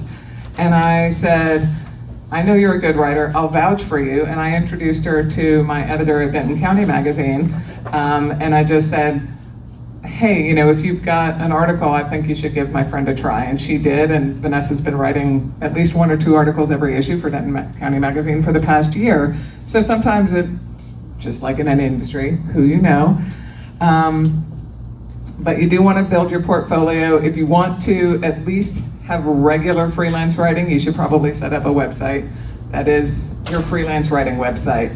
And I would potentially recommend that being separate from your authorship website. It kind of, that's a little case dependent. I won't get into what to charge because I do want to be mindful of time. But I will say also great ways to get connected are look at sites like Fiverr or freelancer.com, upwork.com. There are plenty of websites, those sharing platforms and where you can find opportunities. And then again, LinkedIn is a no-brainer. Look for people on LinkedIn that work in marketing departments or work even in HR or corporate communications that you have some connection with, and just ask them if you can take them for coffee and say, just trying to get a foot in the door, do you guys ever use freelancers, even for your internal communications, your internal newsletters, things like that. And don't be afraid to ask to be paid to write. So you can very well create your first 3, 4, 5 clips by doing stuff for free. Magazines and newspapers they're generally going to have standard rates, but I like to charge a flat fee more often than not when I'm working with freelance clients for things like marketing collateral. If somebody says, I need a 4-page brochure with this many words and this many pictures, I'll kind of guesstimate how many hours that might take me based on how much research is necessary, and then I'll just say, here's my flat fee to do that, 50% deposit, 50% payable upon delivery of the first draft, and that fee includes 1 round of revisions based on your feedback. That's generally the easiest way to do it. That way you're not having to bill hourly, and then there's a surprise, oh, it took me twice as long as I thought, or you have to eat it or something. But you can ask the client, how do you like to bill? Do you prefer hourly invoicing, flat fee, sliding scale? There's all sorts of ways to do that, and I am happy to stick around afterwards and answer questions. I was hoping we'd have time for Q&A. I do just want to do one plug for this book, The Right Calling. I'm a member of a 9-person writers group. We've been meeting 3 times a year for the last 3 years or so, and so we all got together, and this is just encouragement for anybody who does any kind of writing, but it's faith-based. So if you feel that God has given you a call to write, whether it's books or blogs or devotionals, magazines, whatever it is, you've got more than 40 essays in here. I contributed 4 of them, which is just encouragement for the writer's heart. I have these for sale. They're $12. If you pay cash, you'll save on the sales tax. And if you know any writers, this makes a great gift because it really is just flat out encouragement for getting over all the hurdles and staying on task and on message for what God has put on your heart. Hope that was helpful. Thank you guys so much. Hey, Roaring Lambs Christian Writers Conference. I'm so excited to talk to you guys today. I love Roaring Lambs. I've been a part of it before, and it's always good to step back in. I'm so glad you're all here. This is the kind of thing that can just supercharge your writing life. And so today in this session, my name is Christopher Maselli, and we are going to talk about how to create a social media marketing machine in 21 days or less, which I know is a big promise, but I think you'll see that I have set everything up for you so that you will have success with this. This is really exciting. I love this talk. It's kind of intense because we've got just a short amount of time to do it, but stick with me, and I think you'll find that you're going to walk away with an actual plan on how to get this done, even if you're not on social media right now. So let's go ahead and just jump right into it and let's get started. Just so you know a little bit about me, I have been the head of a digital marketing team at an international nonprofit. I've been writing for about 25 years, and I had, when I was leading the digital marketing team, I got a bunch of certifications in this stuff, and I had a team working for me, and I could say, hey, let's do this on Facebook, or let's do this on Instagram, and I had people who would do it all for me, and that was great. And we could promote a lot of things and really get interaction out there and get things done. But then I decided to do what a lot of us dream of as writers, is after writing for about 25 years in the corporate world, I wanted to go out on my own, become a full-time freelance writer. And so that's what I did. I quit my job. My wife and I bought an RV and we decided to travel and write. And that was exciting. And we knew, that we needed to still go ahead and get our message out there and get interaction, because social media is one of the most important channels, right, for us today for getting our message out. But I suddenly discovered that I no longer had a team. I had almost no social media accounts. I had like a Facebook account, but I didn't have, all these things set up. And more than anything, I just wanted to write. I didn't want to have to keep up with social media on a day-to-day basis. And yet, as you know, we all need an audience, right? We have to have an audience to get our message out there. We all need to have a social media presence. And so what I did is I started to learn, what can I do as an individual to create posts on social media, to create engagement on social media without it being crippling to me as an author. I mean, you know what I mean? You've probably been in the same place, and so you know exactly what I mean. Well, I'm going to show you in this session exactly what I learned and what I've done.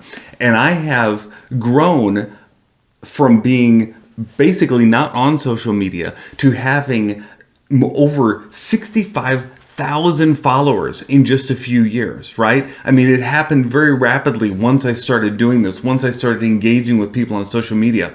And I'm going to show you how you can do it in 21 days. Now, I know that is a big promise, but I have helped other people do it in that short amount of time. It took me longer than 21 days because I was learning at the time, but I'm going to help you take a shortcut to that.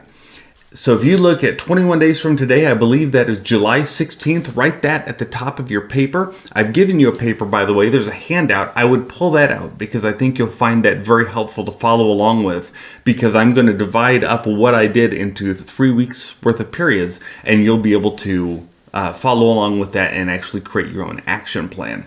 So our goal is to be everywhere with everything we do. All right, so that's where we're going to start with our goal. So for instance, let me show you what I mean. We want to be on Facebook with a Facebook page so that people on Facebook can find us. We want to be on Twitter with our Twitter page so people on Twitter can find us. We want to be on Instagram. We want to be on LinkedIn with our profiles. We want to be on Pinterest, right? We want to have posts that let people know about maybe a new blog that we wrote. We want to have posts that let people know about other industry news that we find. We want to have posts that are things like quotes, right? Things like writing prompts. These, of course, will change from person to person. I also did one called Tag and Share. We'll talk about that in a minute. I have inspirational posts on our channels. We have videos that we put on our channels. We even have advertisements for the products that we have, the books that we've written. And then finally, we have funny memes, which you may identify with right now. Every writer has a process. Mine happens to start with panic. That may feel like you right now as you're looking at the social media stuff, but we'll try to break it down and make this as easy as it is to understand. And what we did, the best way that we found out to make this started, is to use something called automation. Okay, there are ways you can automate your social media. Now, that doesn't mean all of it. You still want to have some personal interaction. But what you may not realize is that most social media out there, especially from the big corporations, a good portion of it is automated. Well, I'm going to show you how you can do that as just an individual and have kind of a virtual social media team working for you. And it's all automated. It all puts it all out there. And so let's take this week by week and break this down. So week 1, go ahead and get out your handout, and your handout should look like this. It's got on the left-hand side your agenda. I'm going to show you 3 things you need to do in week 1, 2 things you need to do in week 2, and 4 things you need to do in week 3. And if you do those things in 21 days, you will have a social media machine that is working for you. I've also got some resources down there in the right-hand corner. Those are some things I'm going to talk about that I used as we go through this. You're welcome to use those, and you don't have to write those down because they're right there. And then some of these other things we're going to use as we go through. Okay? So the first thing we want to do, week 1, that's this next week, okay, if you want to get started right away, is I want you to, no surprise here, create your social media accounts. If you're like me and you do not have a bunch of social media accounts already created, I need you to create those. Now, all of those you may need to sign up for. I recommend, first of all, that you try to get all of them that have the same kind of name. So here's what I mean. We want to be on these 5 channels to start with: Facebook, Twitter, LinkedIn, Instagram, and Pinterest. Okay? So I want you to create a channel on each one of those. Each one of those, you can have your own page. Facebook, now notice I said page, not profile. You probably already have a Facebook profile. That's your personal profile that your friends and family, post pictures. You post pictures about your kids graduating, that kind of thing. That's great to have, but I want you to create a Facebook page. You'll find that on Facebook where you can create that. And that's important because when you create a page, you get access to more stuff, and you make it so that people aren't finding out about all your personal business, right? They just find out about your personal life, or your personal life, your writing life. Okay. And by the way, if you're going to set these up on other channels like Twitter and Instagram and Pinterest, I want you to create a business account for the same reason. A business account allows you to get access to more stuff, but it also makes it to where it's a business thing. It's not about your personal thing. You can also have personal accounts on all these, but I want you to create business pages or business accounts. The one exception to that is LinkedIn. LinkedIn is just going to be your personal LinkedIn profile that talks about you and your writing. If you want to skip one, that's the one to skip. Okay, but I kind of like it because LinkedIn can do some cool stuff too. So these are the 5 channels that I want you to go ahead and create pages on: Facebook, Twitter, Instagram, Pinterest, and LinkedIn. Create those 5 accounts, all business accounts. Try to get them to be all the same name. For instance, if you go to facebook.com/writingmomentum, that's where you'll find us. If you go to twitter.com/writingmomentum, that's where you'll find us. Instagram.com/writingmomentum, Pinterest.com/writingmomentum. We made them all the same. It makes it very easy for people to find us. Again, the one exception is LinkedIn. That's going to be your name. So that one will be a little different.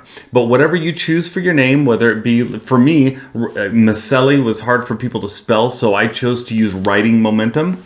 You can choose whatever you want. You can use your name if it's easy to spell, easy for people to find you. Some people like to do like Author Chris, or something like that. Whatever you choose, just see if you can make it the same across every platform, and I think you'll find that's a good thing. The next thing is, so that'll just take a couple hours. The next thing you want to do is I want you to gather your assets. So here's what I mean. I want you to write a short bio that's just a couple sentences about you and what you write. I want you to write a long one, maybe a couple paragraphs about you and what you write. And then I want you to get like a logo or a picture of yourself, just the stuff that you normally associate with who you are as an author. And when you have all those, I want you to go ahead and I want you to put those on those accounts. Okay, every one of those has space for a logo, for a brief bio, and for a picture of yourself. And so put all of those things on each of those accounts. Make them all kind of look the same. If you want some examples of what I mean, check out my own accounts. Just look for Writing Momentum on each one of those. You'll see what I did. They all kind of look the same. And they're not hard to create. You can go ahead and use a program like Stencil.com.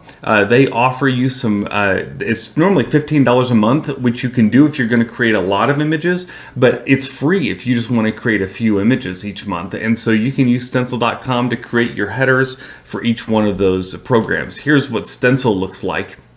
And you can see here that inside Stencil, I chose to create a Facebook cover. It automatically set up the right dimensions. I put my logo in here. I put our picture in here, and then I just wrote Write, publish, build your brand, sell your book. That's what we're about at Writing Momentum. I wrote that in there, and then I can download that and put that on Facebook. I can then change Facebook cover to be Twitter cover, and it will change all the dimensions for me and help me create those covers. Again, that's completely free unless you want to create more than about 10 images a month, then they start charging. But for 10 images a month, you can do all this for free, which is pretty cool. And then the third thing I want you to do, so that might take a couple hours. So that's day 1, day 2 of week 1. Day 3, I want you to start brainstorming categories. Okay, this is where it's going to start getting really interesting with what we're doing. So a category is not necessarily a topic. It's more like the kinds of things that you want to have on your social media channels. So, for instance, categories are like buckets, okay? They are the things that you want to have on your social media channels. So we have author quotes. Okay, that's one of the things we decided we wanted. You may also want to have author quotes, or you may decide you want to have, let's say you're writing books about time management. Let's say it's a nonfiction book, and you want to have tips on time management.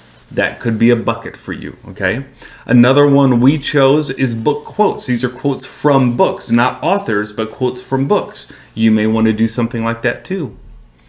We did writing prompts because we write for authors, so we know that these are popular online, and so we thought, we'll go ahead and do writing prompts.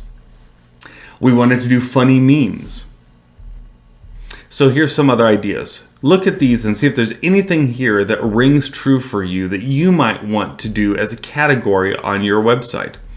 We have quotes, we have factoids, promos, inspiration. Almost everyone, by the way, will have promos.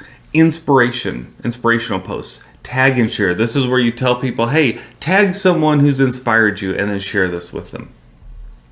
Recommended tools. That could be helpful, right? Let's say you're doing something again on productivity. That might be a nice something that you could have a bucket for, recommended tools.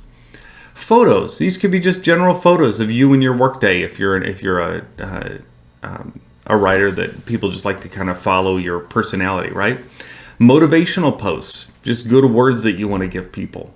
Throwbacks. This is, if you want to say, hey, this is what I was doing 10 years ago, right? Those are kind of popular online. And then, of course, the humorous memes. So these are just 10 examples of the kinds of things you can do. Yours might be completely different, but you want to think, what are the types of things you can do? And I want you to go ahead and write those in the second column on your piece of paper that I gave you. Here's what ours looked like when we finished. We did writing quotes, funny memes, tag and share, author quotes, writing prompts, story starters, where we'd give them like the start of a story and then they're supposed to finish it right there on the post. And then, of course, promos. I think everyone's going to have promos, so be sure to put that on yours, and then you just have to come up with 6 more. Now, this works for both fiction and nonfiction, so go ahead and write yours down there. You don't have to come up with all 7 today, but if you do, you're already going to be a step ahead of the of where we're going. And then that is it. Okay, that's all I want you to do for week 1.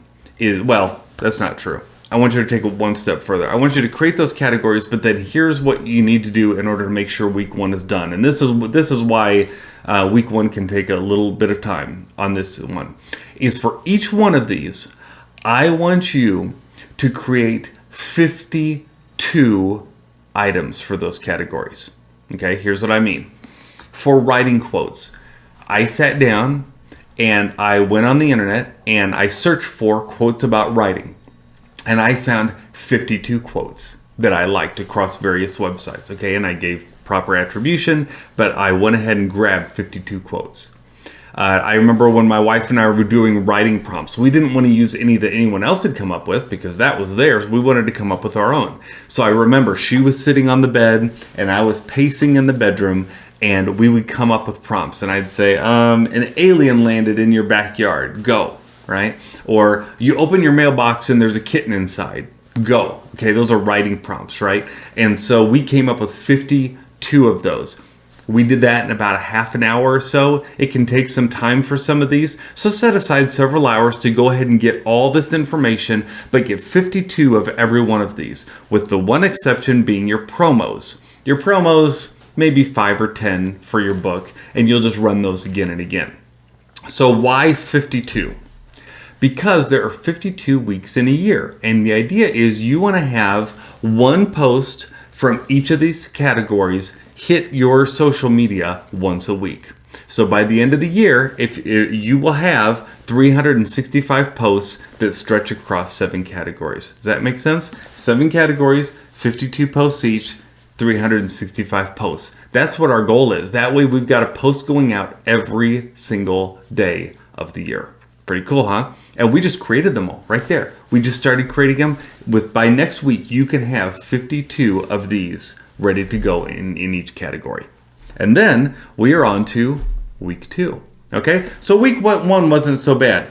We have created our accounts, we've put our bios and our pictures on those accounts, and we have created 52 different items for each category that we have. Now, we haven't created the posts. We've just got the quotes ready to go, that sort of thing, because week 2 is where we start to do a little bit more of that. Now, week 2 is going to start off with a little bit of research. So I'm going to start it off a little easier.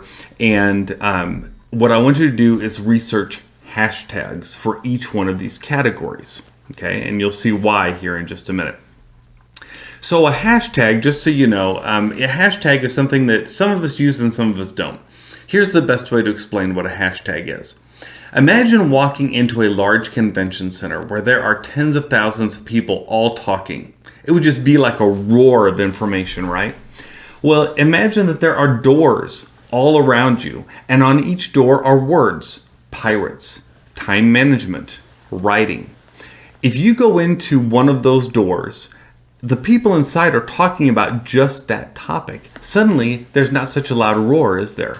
Well, that's what hashtags do. If you go to Twitter, it sounds like a complete mess. It's a roar of information, and that's why most people don't like Twitter. But Twitter's wonderful when you learn you can use hashtags. You go into Twitter and you type hashtag writing, you'll only find people talking about writing, and it makes that roar come down to something that's enjoyable for you to use. So what I want you to do is go to this website called hashtagify.me. That's down in your lower right hand corner. And on that website, you will be able to search for what hashtags are good for you. So, for instance, I typed in writing quotes and I found hashtags that worked that are being used. So hashtag MWriting is actually something a lot of people put on writing quotes. So is hashtag writing life. I didn't know about that, but this website helped me figure that out. It's hashtagify.me down there in the resources. And I came up with hashtags that work with every one of these. The reason you want this is because if you put those hashtags on those posts you're creating, you will get your posts in those individual rooms, right? You won't be a part of that big roar anymore. You will be getting your posts in with the people who are talking about that topic. So that's why we want to come up with those. So I want you to research your hashtags, come up with 1 to 2 for every one of your categories. That should take you about a half an hour. It won't be real long. It's real easy to use that website and it's completely free. After you've done that, I want you to create your images. So this is where it can get a little sticky because this is a lot of images to create, right? You've got 365 images you want to create. And if you enjoy using software like Stencil or like Canva, you might want to do this all yourself. I enjoy doing it, but I didn't want to do it all myself. It was too much work. So I went on to Fiverr.com. This is also one of the resources listed down there at the bottom right-hand corner of your sheet.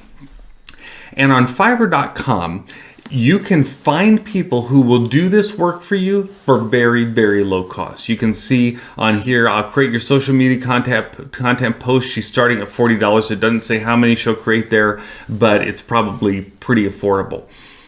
When I went onto Fiverr, I found a college student who was willing to create posts for me. She charged me 20 cents per post. For under $100, I got 365 posts created. Now, I gave her all the information that I'd gathered, but she created 365 posts, author quotes, tag and shares, all those things. She created all those for me so that I had them ready to go on my social media. And then you're ready to go onto week 3. Okay, so create all your posts, find someone on Fiverr to do it or do it yourself. And then the 3rd week, this is where we are going to start using automation. So the program I use is called Social Bee. Again, you'll find the link in the bottom right-hand corner of your sheet. There's a lot of programs that do this. You don't have to use Social Bee. It's just the one I use and the one I use for demonstration purposes because I have to use one to demonstrate how this works. But there's a lot of them out there. They're all about $20 a month. Social Bee does have a code that they gave me because I often recommend them. If you go to writing.fyi/socialbee and sign up, it's normally $20 a month, but you can put in code Momentum20 and you'll get it for $15 a month locked in. And it's totally worth it. Let me show you what this kind of program does, whether you use Social Bee or another. It will go ahead, and the first thing you're going to do when you log into Social Bee is you're going to connect all of your social media profiles. So there's a screen that looks kind of like this. It's got all those profiles on it, and see where it says like Facebook page, you're going to click that, or Instagram business, you're going to click that, Twitter profile, LinkedIn profile, and Pinterest Connect. You're going to connect every one of your accounts. It's just a couple clicks to connect to your accounts, and what that does is it allows Social Bee to post to those services for you. That's right, you don't have to do this manually. They will do it for you. So you connect up, and then the next thing you need to do is you need to create your content categories. These are your buckets. So these are like little folders that you're going to create. So I created one called author quotes, right? I created another one called funny memes, and I created one for every single bucket that I have. After I created all my buckets, then I went ahead and I uploaded my images with my hashtags. So you go in there and you click on like the one that says author quotes, and then it has this screen come up that says import media. And all my author quotes that my VA, my virtual assistant on Fiverr created for me, I grabbed them all on my desktop and I dropped them right here where it says add photos and videos. And they all loaded in, okay? And then I said, look, put it in the author quotes category. And I said, see where it says append text? That's where I pasted my hashtag. That made sure that when they post one of these author quotes, it goes into that correct room in the arena, right? Next, I went ahead and I had to schedule the post. So here's what that looks like. They've got a calendar in any of these services, and you can say at 9:02 a.m. every Monday, I want you to post to Facebook, Twitter, and both our LinkedIn profiles, and I want you to post one of the author quotes. On Tuesday, I want you to go to those at 9:07 a.m. or at 1:01 p.m. and I want you to post from the tag and share category. And you're just going to fill in. You're going to take one category and put it on each day on the calendar, okay? And when you do that, Social Bee will say, all right, we'll take it from here. We will automate all this for you. We're going to take each one of those posts that you've loaded in, and every day on all these different times, we're going to post out to all your social media channels. You will be on every one of them, right? And then you'll be able to set each one of these for evergreen. What that means is that when your posts run out, when you've gone through all 365 posts, it's going to start over, right? So this isn't just setting you up for the next year. This is setting you up for years to come. And that makes it so that you can sit back and relax. Well, not really. You can almost sit back and relax. The truth is, you still need to respond to when people make a comment on any of those posts that go out there, because they're going to think you're out there manually putting those posts on every day, and they're going to respond. Some of them are going to write a little comment to you, or they're going to send you a direct message. Be sure you respond to those. That's where the personal interaction comes in. That's where you really start getting engagement and you get people to follow you as an author. And then as you do, you're going to see your social media channels are going to start to build like I did. It's kind of hard to set all this up, but you know what? You can do anything for 3 weeks, right? You can set all this up, follow what you've got on your paper, and you're going to find that you're all set. If you like this talk, go to writingmomentum.com/get noticed. I got a free PDF, as well as we have what we call writing moments, where you can join us and we can write together every month. Every week, actually, we do this. We write together. We set up our social media together. We set up our marketing together, and it's a lot of fun. So be sure to check us out at writingmomentum.com. Thank you so much for having me. This has been a fun whirlwind of a session. I hope that you've enjoyed it. I'm Christopher Maselli. Talk to you later. Bye-bye. Okay. Well, I am so amazed at the wonderful people in the room I've gotten to meet today. I've heard stories that you're dying to tell, living to tell, can't wait to tell. And I get excited just imagining what God is going to do with all of your writing. And I want you to think about that too. In fact, look at someone else at your table and say, I have a message to tell. You have a message to tell. We got to get unstuck. And so have you ever wondered why it is so easy to get stuck? You know, it's like if I'm called to do this, if I have a message, why is it so hard? Why is it such a battle? And as I think about that question, I go right to this scripture right here. And would you be willing to read this out loud with me? Ready? Then the Lord answered me and said, record the vision and inscribe it on tablets, that the one who reads it may run. Can you imagine your reader with your book in their hands getting the answer to their problem and being able to run in life like never before? How would that make you feel as an author? Some of you have already experienced that, and you've shared stories about it today. And I believe our writing is a holy cause. The ministry that Donna was referring to, that my husband and I founded, is called 7 Impact. And it is formed to help men and women in every sphere of society fulfill their purpose, their calling, and their destiny.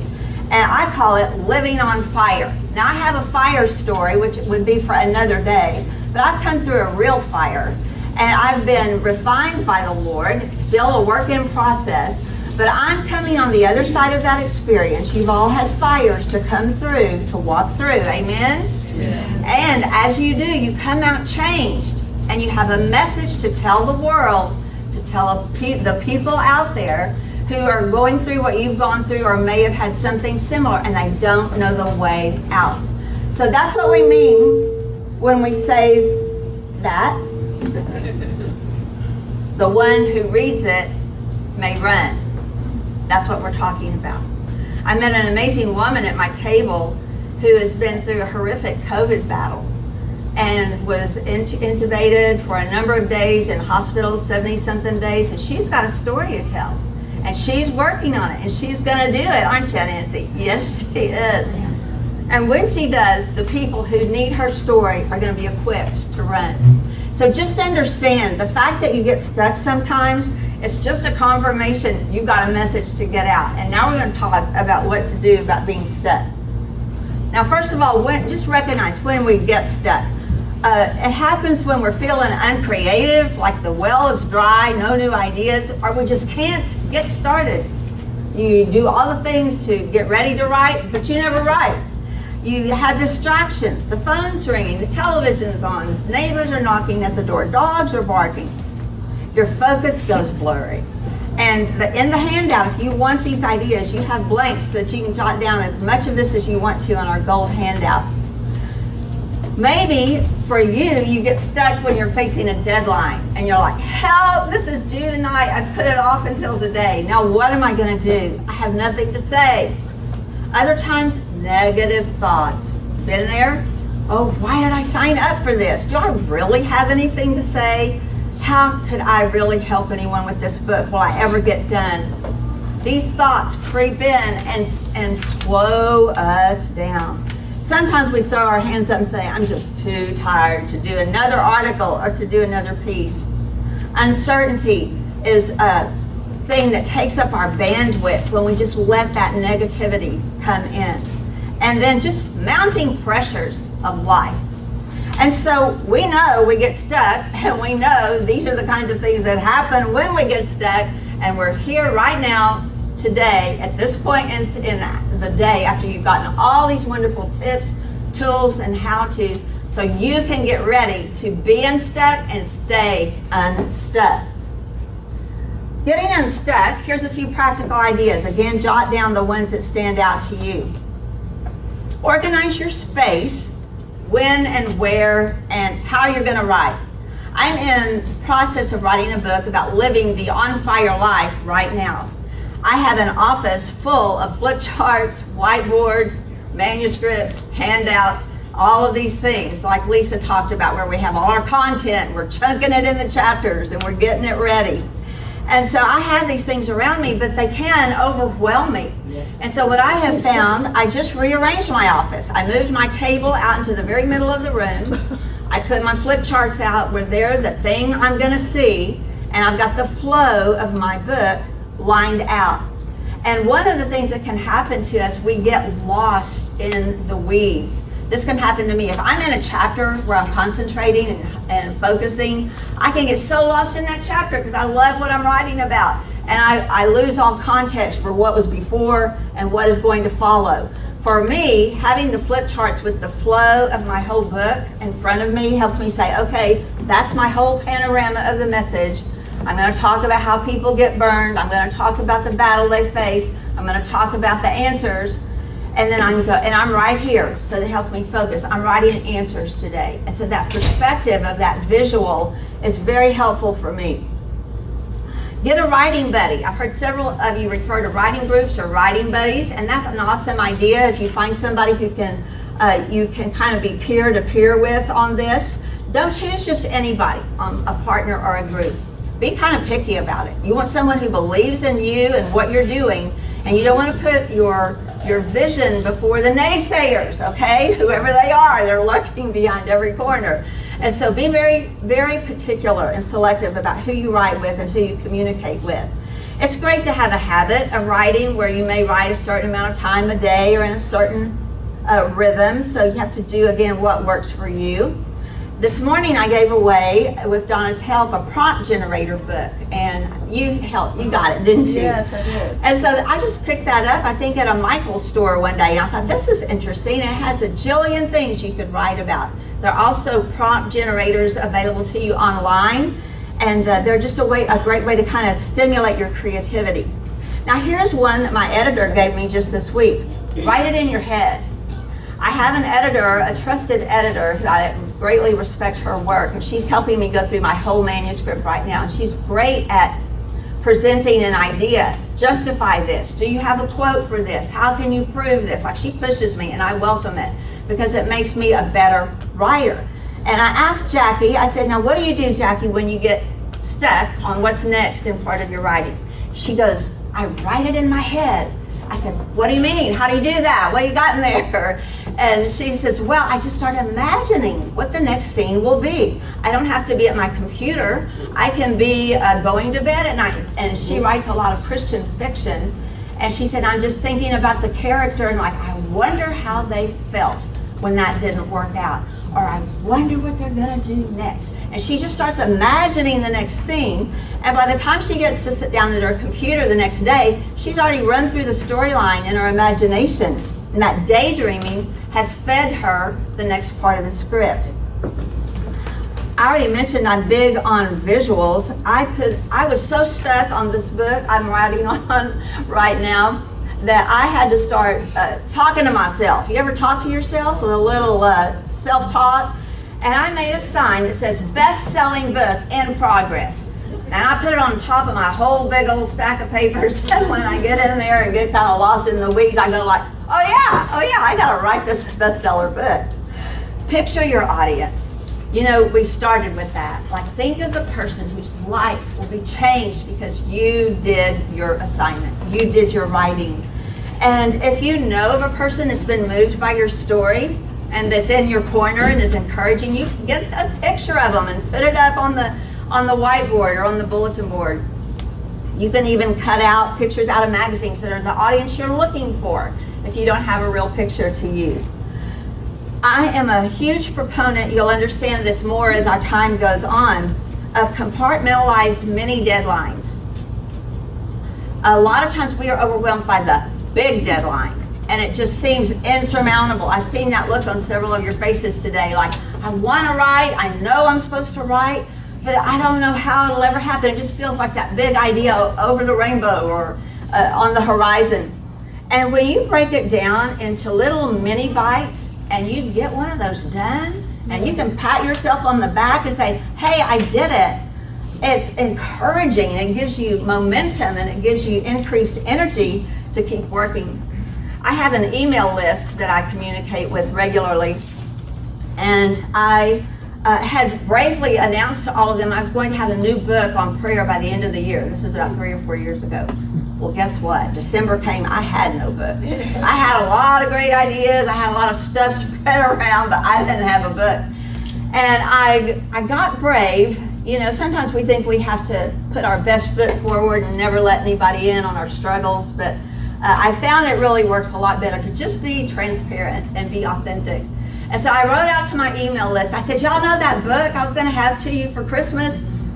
I said, well, I've had a little bump in the road. And I said, but I just thought I could take a baby step and write the first chapter. And do you know, I got more responses to that email because they saw that I too struggled just like they do. And I wrote that first chapter and I published it in a little mini PDF, and many, many people requested that little chapter. And so little mini goals are super important. Rewarding yourself is important because those baby steps really count. And here's one. Tell your friends that you're writing today, because you know what? They're gonna ask you about it. This year I got stuck with my book. I kept telling everyone, I'm gonna write, I'm writing, I'm getting ready to write, and then every phone call or every little exchange, they're all like, how's the writing going? And I was kind of like, oh, I gotta really get this thing going. So, you know, you can't lie to your friends. You gotta get busy and write the book. So these are just a few things that can get you unstuck. Now I want to walk through, I chose 3 very specific examples. I wanted you to have a plethora of ideas you could pull from. And that's what we've done here. But what I want to do now is talk to you a little bit about 3 specific examples. This is going to be the very first one. But before I jump into it, I want to tell you why this approach matters.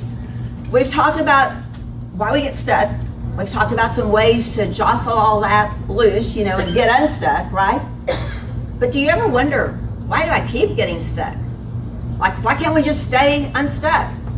And I believe the answers to those type of questions are found by combining the spiritual and the practical tools together to move forward.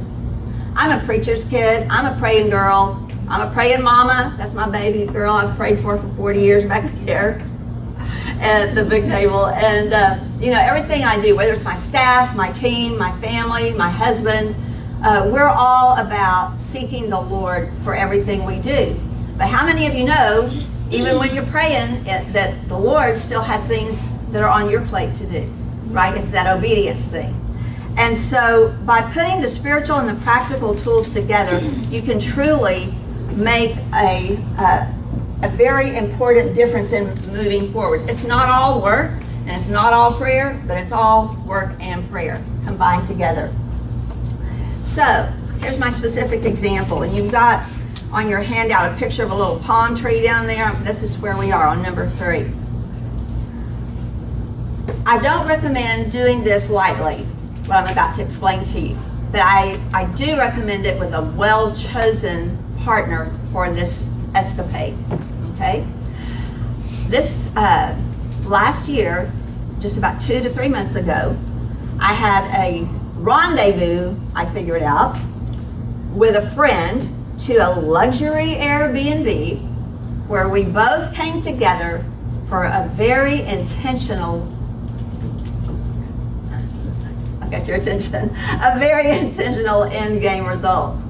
And that was for me to get my book organized and restarted, and for her to sort through some corporate problems she was working through.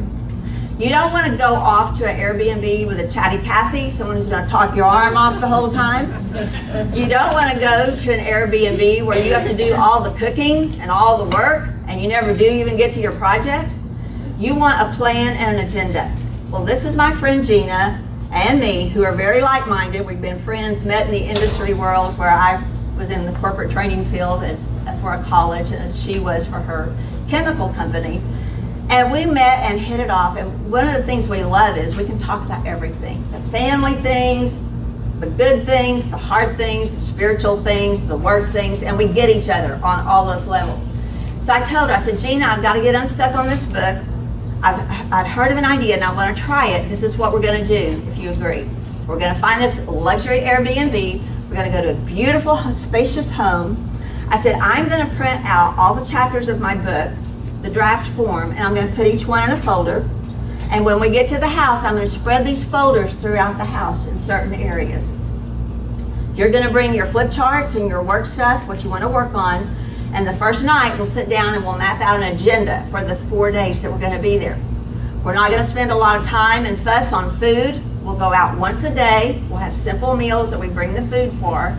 And then every morning, we'll both get up on our own, go to work in our room for the next 2.5 hours, come out for lunch, encourage each other, see how it's going, and then in the afternoon go back for session 2. And throughout the 4 days, we did this. And it was incredible. I came out of it with a fresh understanding of the scope and flow of my book. She solved some issues that she was trying to manage with her team. And it was amazing that a change of scenery, that's the blank you want to fill in, and that coupled with these scheduled focus blocks made all the difference. So if you can't do an Airbnb, you could choose a different setting perhaps, but it's very important that you've got some boundaries set so that it's not another big social occasion. Like you have a very intentional goal, which is to do your writing. And when you're on that folder or that subject in that room, that's all you work on, okay? And then you close that folder, and then the afternoon you go to the next folder and you dive into that one. I heard an analogy the other day about a gentleman who worked on a submarine. And he was taught that when he finished his work in one chamber, that he was always to turn, close the doors, seal the hatch. Next room, do the work. When you're done, go to the next chamber, close the door, seal the hatch. Our lives are like this. We leave all the doors open for problems and interruptions to see through the different rooms and goals of our lives. And that's why we can't get anything done, because it takes so much longer to recover from an interruption than to plan it from the beginning. So let me tell you about these 90-minute, what I call focus blocks. If you that's on your handout, and there's a 90-minute little schedule right there. Here's how this works. From 9 to 10:30, as my example, I would write from 9 to 9:25 and set a timer. Then I would take a 5-minute coffee break, get me a nice hot coffee or latte, and then go back in and set the timer for the next 25-minute segment. Sit down, do that task, whatever it might be. In this case, I said that might be writing an introduction, writing a testimonial in the second block, writing application questions in the third block. You would make it fit for your project. But you literally set a timer, and you literally take 5-minute breaks. I proofread 3 long chapters within this 90-minute block the other day. And I got up, I felt so good about it because it was done. So that's example A for you, and it has to do with a change of scenery and using 90-minute focus blocks. You tracking? Yeah. Okay, turn the page. Example B. This is the concept I highly recommend because it gets you out of linear thinking. If you're sitting down trying to write an outline and you're thinking, I've got to get the outline done, then you're focused on order and arrangement. And with mind mapping, you just dump it all. And you can do this with index cards, or you can do it with a tool called MindMeister. And this center light bulb is where you would write your big idea, in this case, my story. And then you just start having these extensions come off where you put the subparts, the characters, the villain, and then you can spring off over on the right side to subcategories. MindMeister is a software tool that will, I spent 1 hour and generated what turned into a 26-page outline by doing this, whereas if I'd gone linear, I wouldn't have come close. So I'm going to show you one more that ended up being what the software looks like. This is a seminar I teach on 10 M's to mobilize your destiny. And this mind map turned out to be the contents of this training manual, which I then was easy to write because I had it all laid out.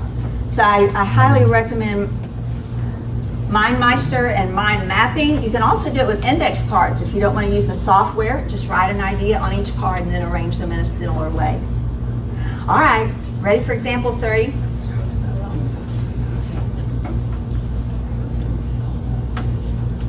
This is a system that I designed out of sheer survival and necessity during a very crazy time in my career where I spearheaded a multi-million-dollar corporate learning center. And I found myself facing things I'd never had to do before. Systems that had to be created, people that had to be hired, programs that had to be written. And I would start at my dining room table every day, and this turned into what I now call Prayer Plan Your Life, which is a productivity system with all these templates in it. And I'm just sharing with you a bird's eye view of the Prayer Plan Your Day morning section and the afternoon section. Now, why is this approach helpful? We said a while ago, if you get unstuck, you want to stay unstuck, right? Yeah. And this is a little bit of sometimes a hard thing for us to realize. But at the root of most getting stuck is some type of internal conflict that says, I really don't think I can do this. And until we solve that, all these other little things turn out to be rabbit trails. And so with Prayer Plan Your Life, you have an opportunity to start your day with some very short answers to show what you're thankful for, what you're asking God for, what's important for you that day, and the one thing that's got to happen no matter what before the day is over. There are 3 categories of focus. You can take time to look at these more specifically on your own, but this is really how you're made to tick. The personal productivity is all about your own growth, and that's where you get your energy. The second category is people, and usually we want to envision our audience. Those are the ones who we're out to influence, and that feeds our heart. And then that project completion of your writing is very important because that's your whole goal, complete the writing to serve your audience. So the Prayer Plan Your Life system has another unique feature, which is how to end a day. Some of us have a semblance of how to start a day, but how do you end a day?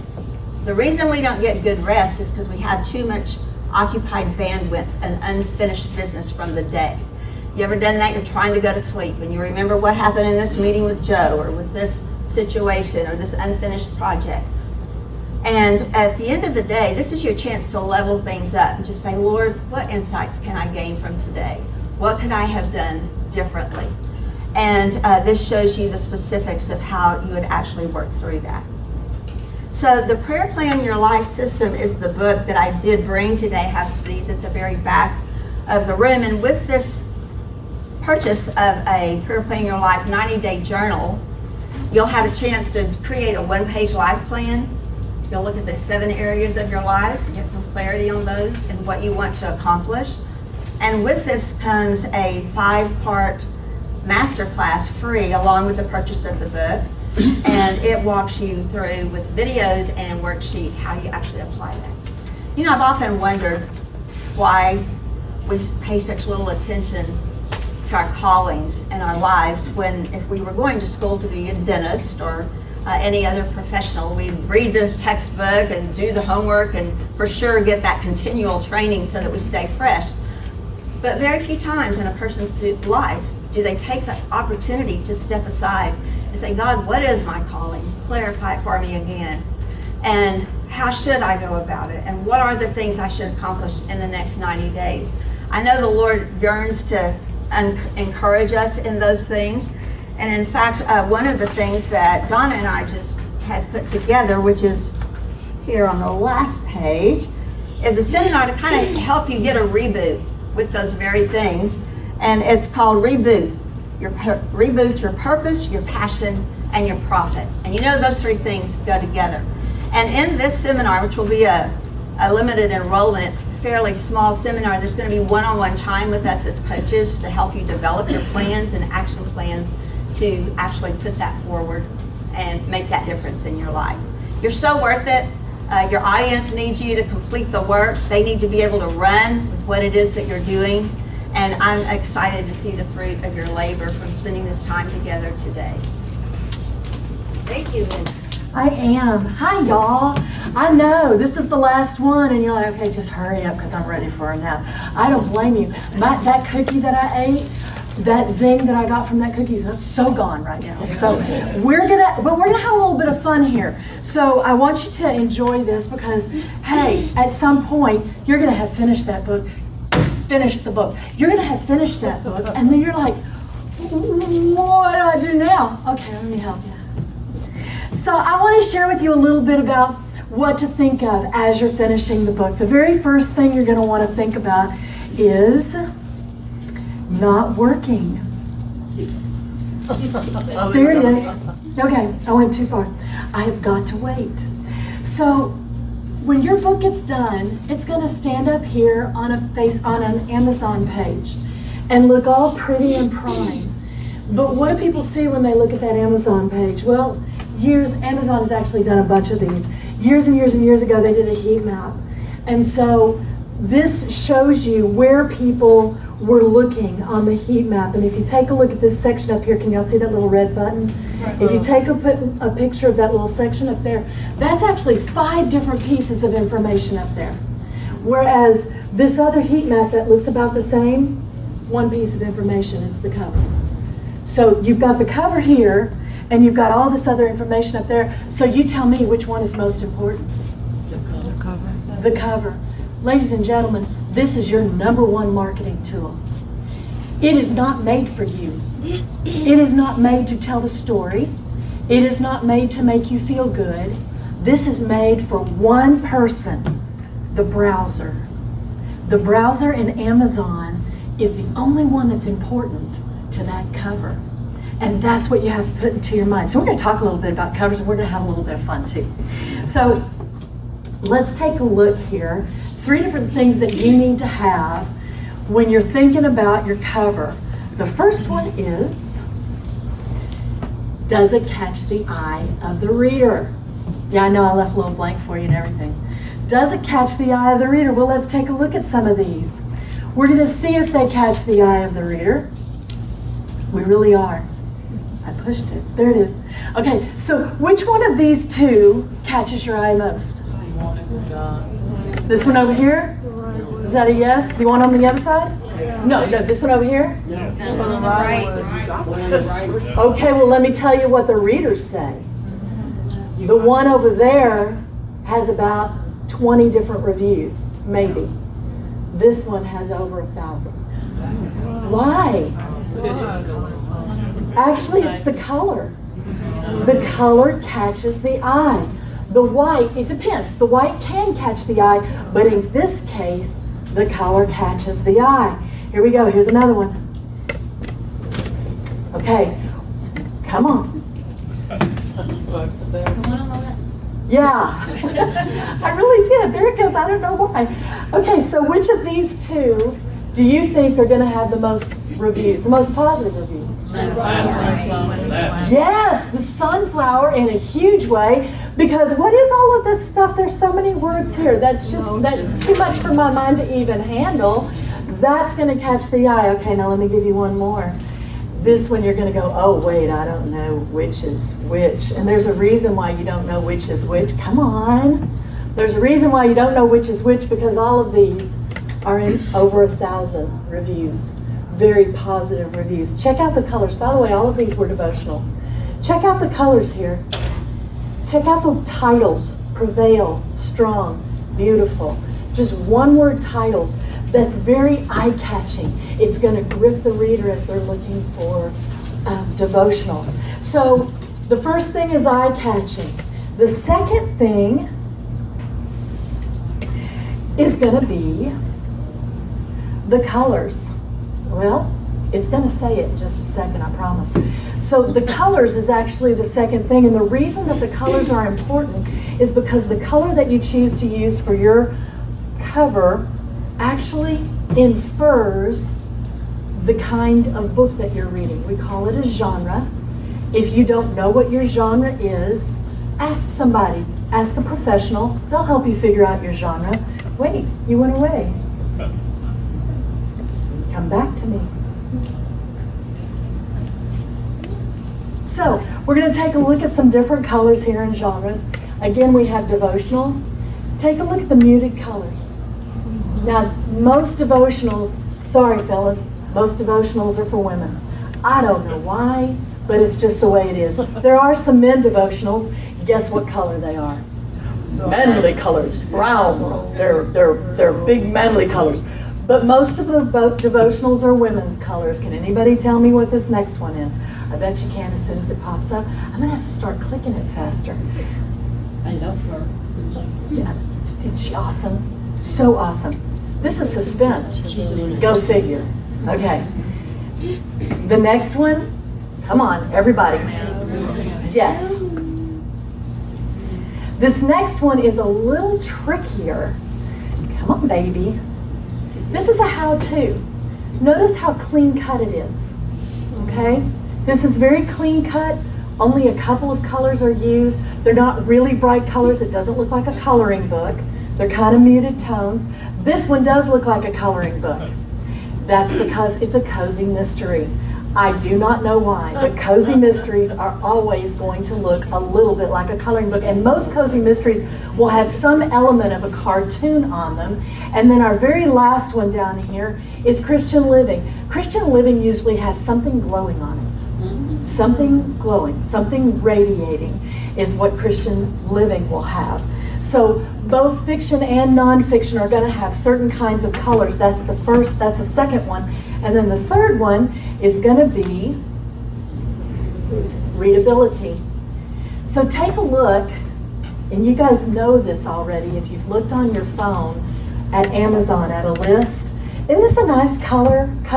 Yeah. I like this. This is a suspense cover, and I made this, but I also like it. And so it's actually one of my favorite covers that I made. This is her first novel of this particular series, and it is a suspense series. And this is not the way you see it in Amazon. The way you see it in Amazon Oh my God. is this big. Not this big, this big. 1 inch, 1 digit of your finger. That's what you see in Amazon. And if you can't read the title in 1 inch, what's the point?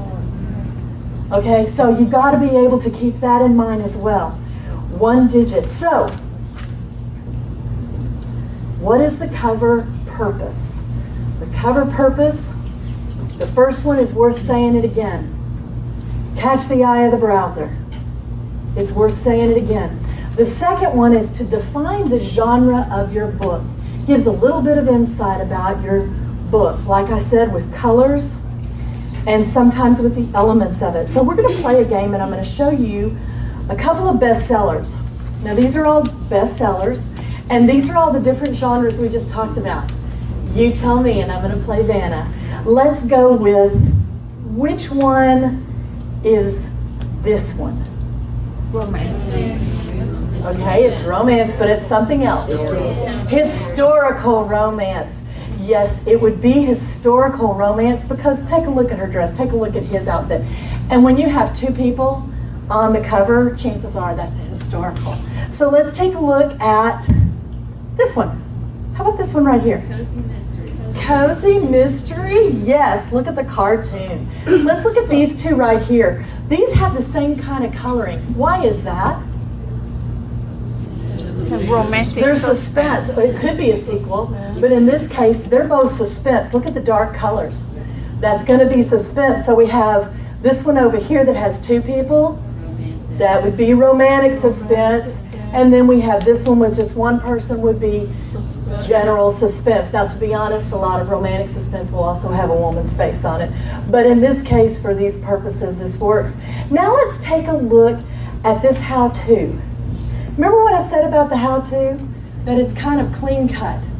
Which one? The last one on the end, you think? Let's see if that one looks right. The guy with the suit on. Okay, that's not a bad. That one's a different trend, a totally new trend. It's actually the one on the end for the how-to. And then we've also got the Christian Living. Which one would the Christian Living be? The glowing one. Very good. The glowing one. That's actually a really popular book. And if you look up the bestsellers, you're going to recognize that popular book.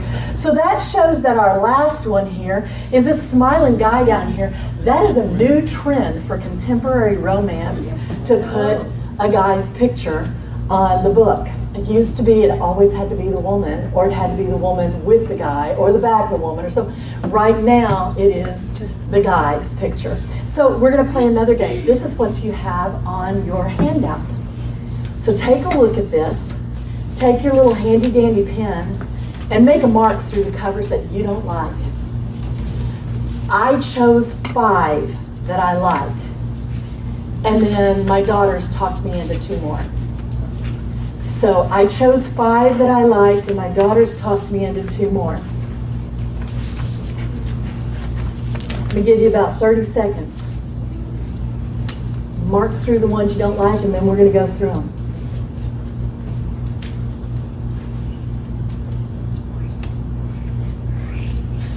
So there's one up here that I do not like, because there are actually 2 up here that I do not like because I can't read the title. Anybody have a guess of which ones I can't read the title for? I mean, even this close, I have trouble reading the titles. Second one from the left on the bottom. This one right here. And the top one, yeah, actually, those are exactly the 2. This guy right here, it's Writing by the Amish by Beth Wiseman. And the other one over there, I still couldn't tell you what the name of that one is. Both of those are out. The next 2, well, the next one, this one gets confused because it looks like the subtitle is the title. Does anybody know what that one is? I don't know, but I don't like the arc of the straightening nails. That makes me. Yeah, that's a good one too. The one right up there in the middle, this one says a memoir. That's not the title. The title is Uneven Surfaces, but you can't tell. So I marked through that one too. The next one, there are actually 3 of them, and they confuse the genre. They confuse the genre completely. Take a look down there on the end. These are all supposed to be, I should have told you this. The genre is memoir. The genre is memoir. Does that fit memoir? Up and down, no. No, it looks like something from Dr. Seuss. It does not fit memoir. The next one that does not fit memoir, cookbook. Looks like a cookbook. Yeah, does not fit memoir. The last one that does not fit memoir, and this one I'm like, but I like that cover. This one looks like a YA adventure. It doesn't look like a memoir. And so even though it could be eye-catching, it's not going to draw in the right audience. It's not going to be eye-catching to the next audience. The next one that I marked through, what you were saying, Try, I just don't like it. It's drab, it's hard to read, it's just got a picture, it doesn't tell me anything, and it doesn't have a subtitle. That one up there. It doesn't have a subtitle, and so it doesn't tell me anything about it. This one right here, I don't know about you, but the only thing I could read is Murphy and Mind. And that tells me nothing. And the covers look like a mystery novel. So that tells me nothing. A4 and A7. Oh, this one is the coolest looking cover, but it looks like a novel. Doesn't it look like a novel? There's no subtitle. Nonfiction has to have a subtitle. Make sure if you don't have a subtitle, find a subtitle. The other one, and this is one that my daughter's like, no, it's perfect. This one down here doesn't have a subtitle either. And so, but this one, Liberated from Silence, it seems pretty obvious that it's a memoir. And so I put a question mark on that one. Last but not least, there's one more up here that doesn't meet my criteria? Personal, just, all about me. Anybody know? A little bit. Some of you guys have good ideas, but it's actually this one right here. It's actually this one right here, and there's a reason for that. It's not a bad cover, and she's a beautiful woman. But the problem is, I look at that, and I don't know who she is. Now my daughter's like, Mom, she's telling me who she is. And I'm thinking, yeah, but I look at her and I think, either she's arrogant because she thinks everybody knows her, which isn't the case, she's a wonderful person, or I feel sorry for her because nobody knows her, and which is a horrible thing to feel. So this is not actually to her, and I put a little question mark on her too. This is not actually to her or about her. This is more about you. If you don't have the kind of following of President Eisenhower, if you don't have a face that people would recognize like President Kennedy or Dustin Hoffman or Will Smith, you don't have a following like Will Smith, please don't put your face on the cover, because people are going to know who you are and they're not going to know why they want to purchase you. That's where the celebrity that Frank talked about earlier comes in. Okay, moving on. Titles. So we're going to talk about titles really, really quickly. The shorter, the better. Why? Anybody know why? First of all, you put 15 words on a cover, you can't see them. You can't see them if you put a whole bunch of words on the cover, but that's not the best reason why.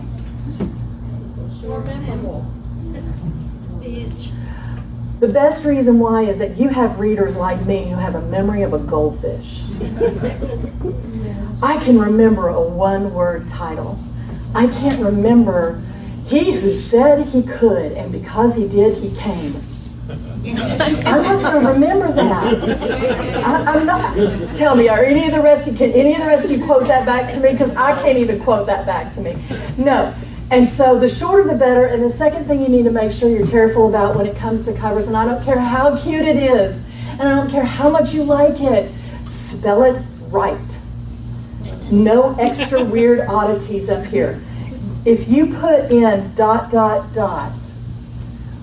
your readers are going to think "He Came" is the title of the book. They'll type in "He Came" into Amazon. Guess where your book is going to be? Page 563. Because your book title is not "He Came," your book title is "He ... came." See what I'm saying? Same thing here. If your readers put in caramel corn and they spell it the way it's supposed to be spelled, your book is going to be on page 537 because you didn't spell it that way. I don't care how cute it is, spell it right. Don't put anything odd in it, because the whole point is for your readers to find it. And if your readers can't find it, then what's the point? Subtitles should be used for all nonfiction.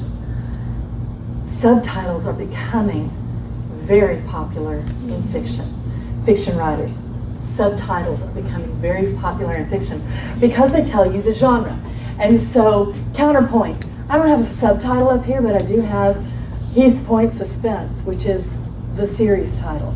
And this is the kind of thing that you would need to do with fiction so that they would be able to look at just a glance and be able to see what your genre is. Some of the other things that you're going to need here. Don't try to tell the story with your cover. Your cover, I said this already, your cover is not to tell the story. Your cover is to, oh, please tell me what? More.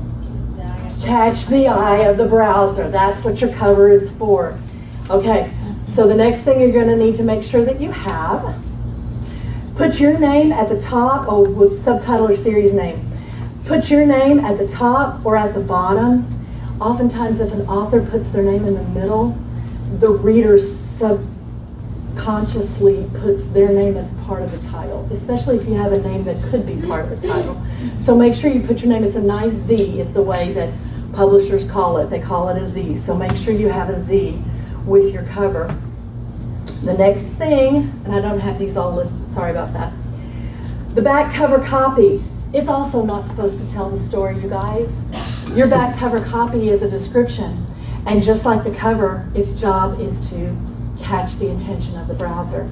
Now, it's not going to be the first thing that they look at, but that cover copy is also the description on Amazon page. And the first part of the description goes above the fold. Do you know what the fold is?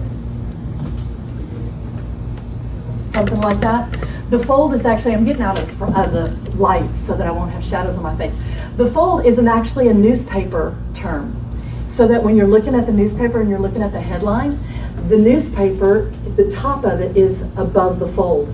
And this is where you want all of your pertinent information so that there's no scrolling. You want to catch their attention above the fold and not make them say, read further. They'll read further if you catch their attention. So the hook, notice how high up the hook is. Yeah. That is also where it is on my description.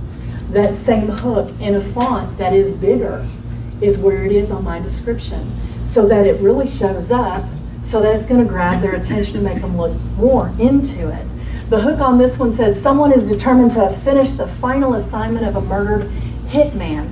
The last word of your hook needs to go, oh, wow. Okay, it needs to make them react to it. Now, that's not a huge shocker, but it is a twist in that you may not have thought that that's where it was going to go. The description shouldn't go beyond the high level for nonfiction. It needs to stay high level. Sorry. It needs to stay at a high level of degree, which means you're not giving answers. You're just kind of dancing along the top. For fiction, it needs to go through the first 20% of your story and no further. It should not tell me anything about the back. It shouldn't give me any resolution. It shouldn't tell me, and he was able to help her. No. You put them to where they're in a no-win situation, and he's worried about this and she's worried about that, and that's where you stop it. You don't give me any hints at all as to what happens. And the reason you don't give any hints at all as to what happens is because of this last thing over here that's going to pop up any second now. Your whole job of your description, your whole job of your back cover is to create questions. Questions in the mind of the reader that they're going to have to read your book to answer. And if they don't read your book, they're going to be left hanging and not know, and they have to read it. So that's where your description comes in. It is a marketing tool. I am so sorry I'm coughing in this. It's so loud. Okay, moving on. Back matter, front and back matter matters. Matter matters. Let me tell you what matter is. The front matter consists of things like the dedication, the table of contents, an acknowledgments page. That's part of what is on the front matter. Let me tell you about these. Dedication, they're going to come up. The table of contents is the very last thing you'll do. In fact, most of the time your formatter will do it. You don't want to do the table of contents. It's just a waste of your time. The formatter will do that after the entire book is formatted so that the page numbers won't change, so that the titles won't change, so that they only have to do it once and they don't have to do it 3 or 4 times. Now, here's something new. The acknowledgments. It normally, especially in the olden days, would go at the beginning of the book. You thank people that helped you with the book. That's what an acknowledgement page is, thanking all kinds of people. And they could be people from friends and family, they could be alpha readers, beta readers, they could be previewers, they could be specialists like an editor or a formatter or a cover designer. They could be forensic scientists or policemen or ministers, people who advise you, who answer your questions, anybody that helps you. It should be no longer than 2 pages long, and it should no longer go at the front. You want to know why? Because of Amazon. Amazon has this wonderful program called a preview program. So you get a chance to look at a book before you're going to buy it, which is awesome. But if you have the acknowledgments and your table of contents and your dedication and your cover page and all this other stuff at the front of your book, they're not going to get to your book. They're not going to get a chance to see it. And I have seen that happen. So you want to put the acknowledgments at the back. They're still going to feel blessed. So you're still thanking them. They're still going to feel blessed. But that needs to be at the back instead of at the front. And then your about the author needs to be at the back as well. Don't think that you can get away with note about the author. your readers are going to want to know you. Even if you're writing memoir and you think, well, the whole book is about me. No, they're going to want to know where you are right now. The only reason that you don't have to write about the author is in the case of a memoir, if you have an epilogue that tells where you are now, that's okay. That will work as an about the author. But otherwise, you need to have it about the author, and go ahead and put a picture on it. You want to make sure there's a picture that you look like now. Don't put, I'm not lying. It's done. Put a picture that's a now picture, not a picture that was a 40 years ago picture. That's just not a good thing to do. There are other things that you can put at the end. You can put letters to the reader, where you can explain other things or share other information. My book that we gave away, A Giant Murder, I actually put some stuff at the back that was some of the historic stuff that went on in Dallas at the time. So letters to the reader. I published a book not too long ago that was called Imperfect Bonds, and it was about human trafficking. And so we had a thing in the back that was an article, a letter to the reader, that explained human trafficking to people who didn't know what it was. This was several years ago. And also had websites of where people could get help and where people could volunteer to help.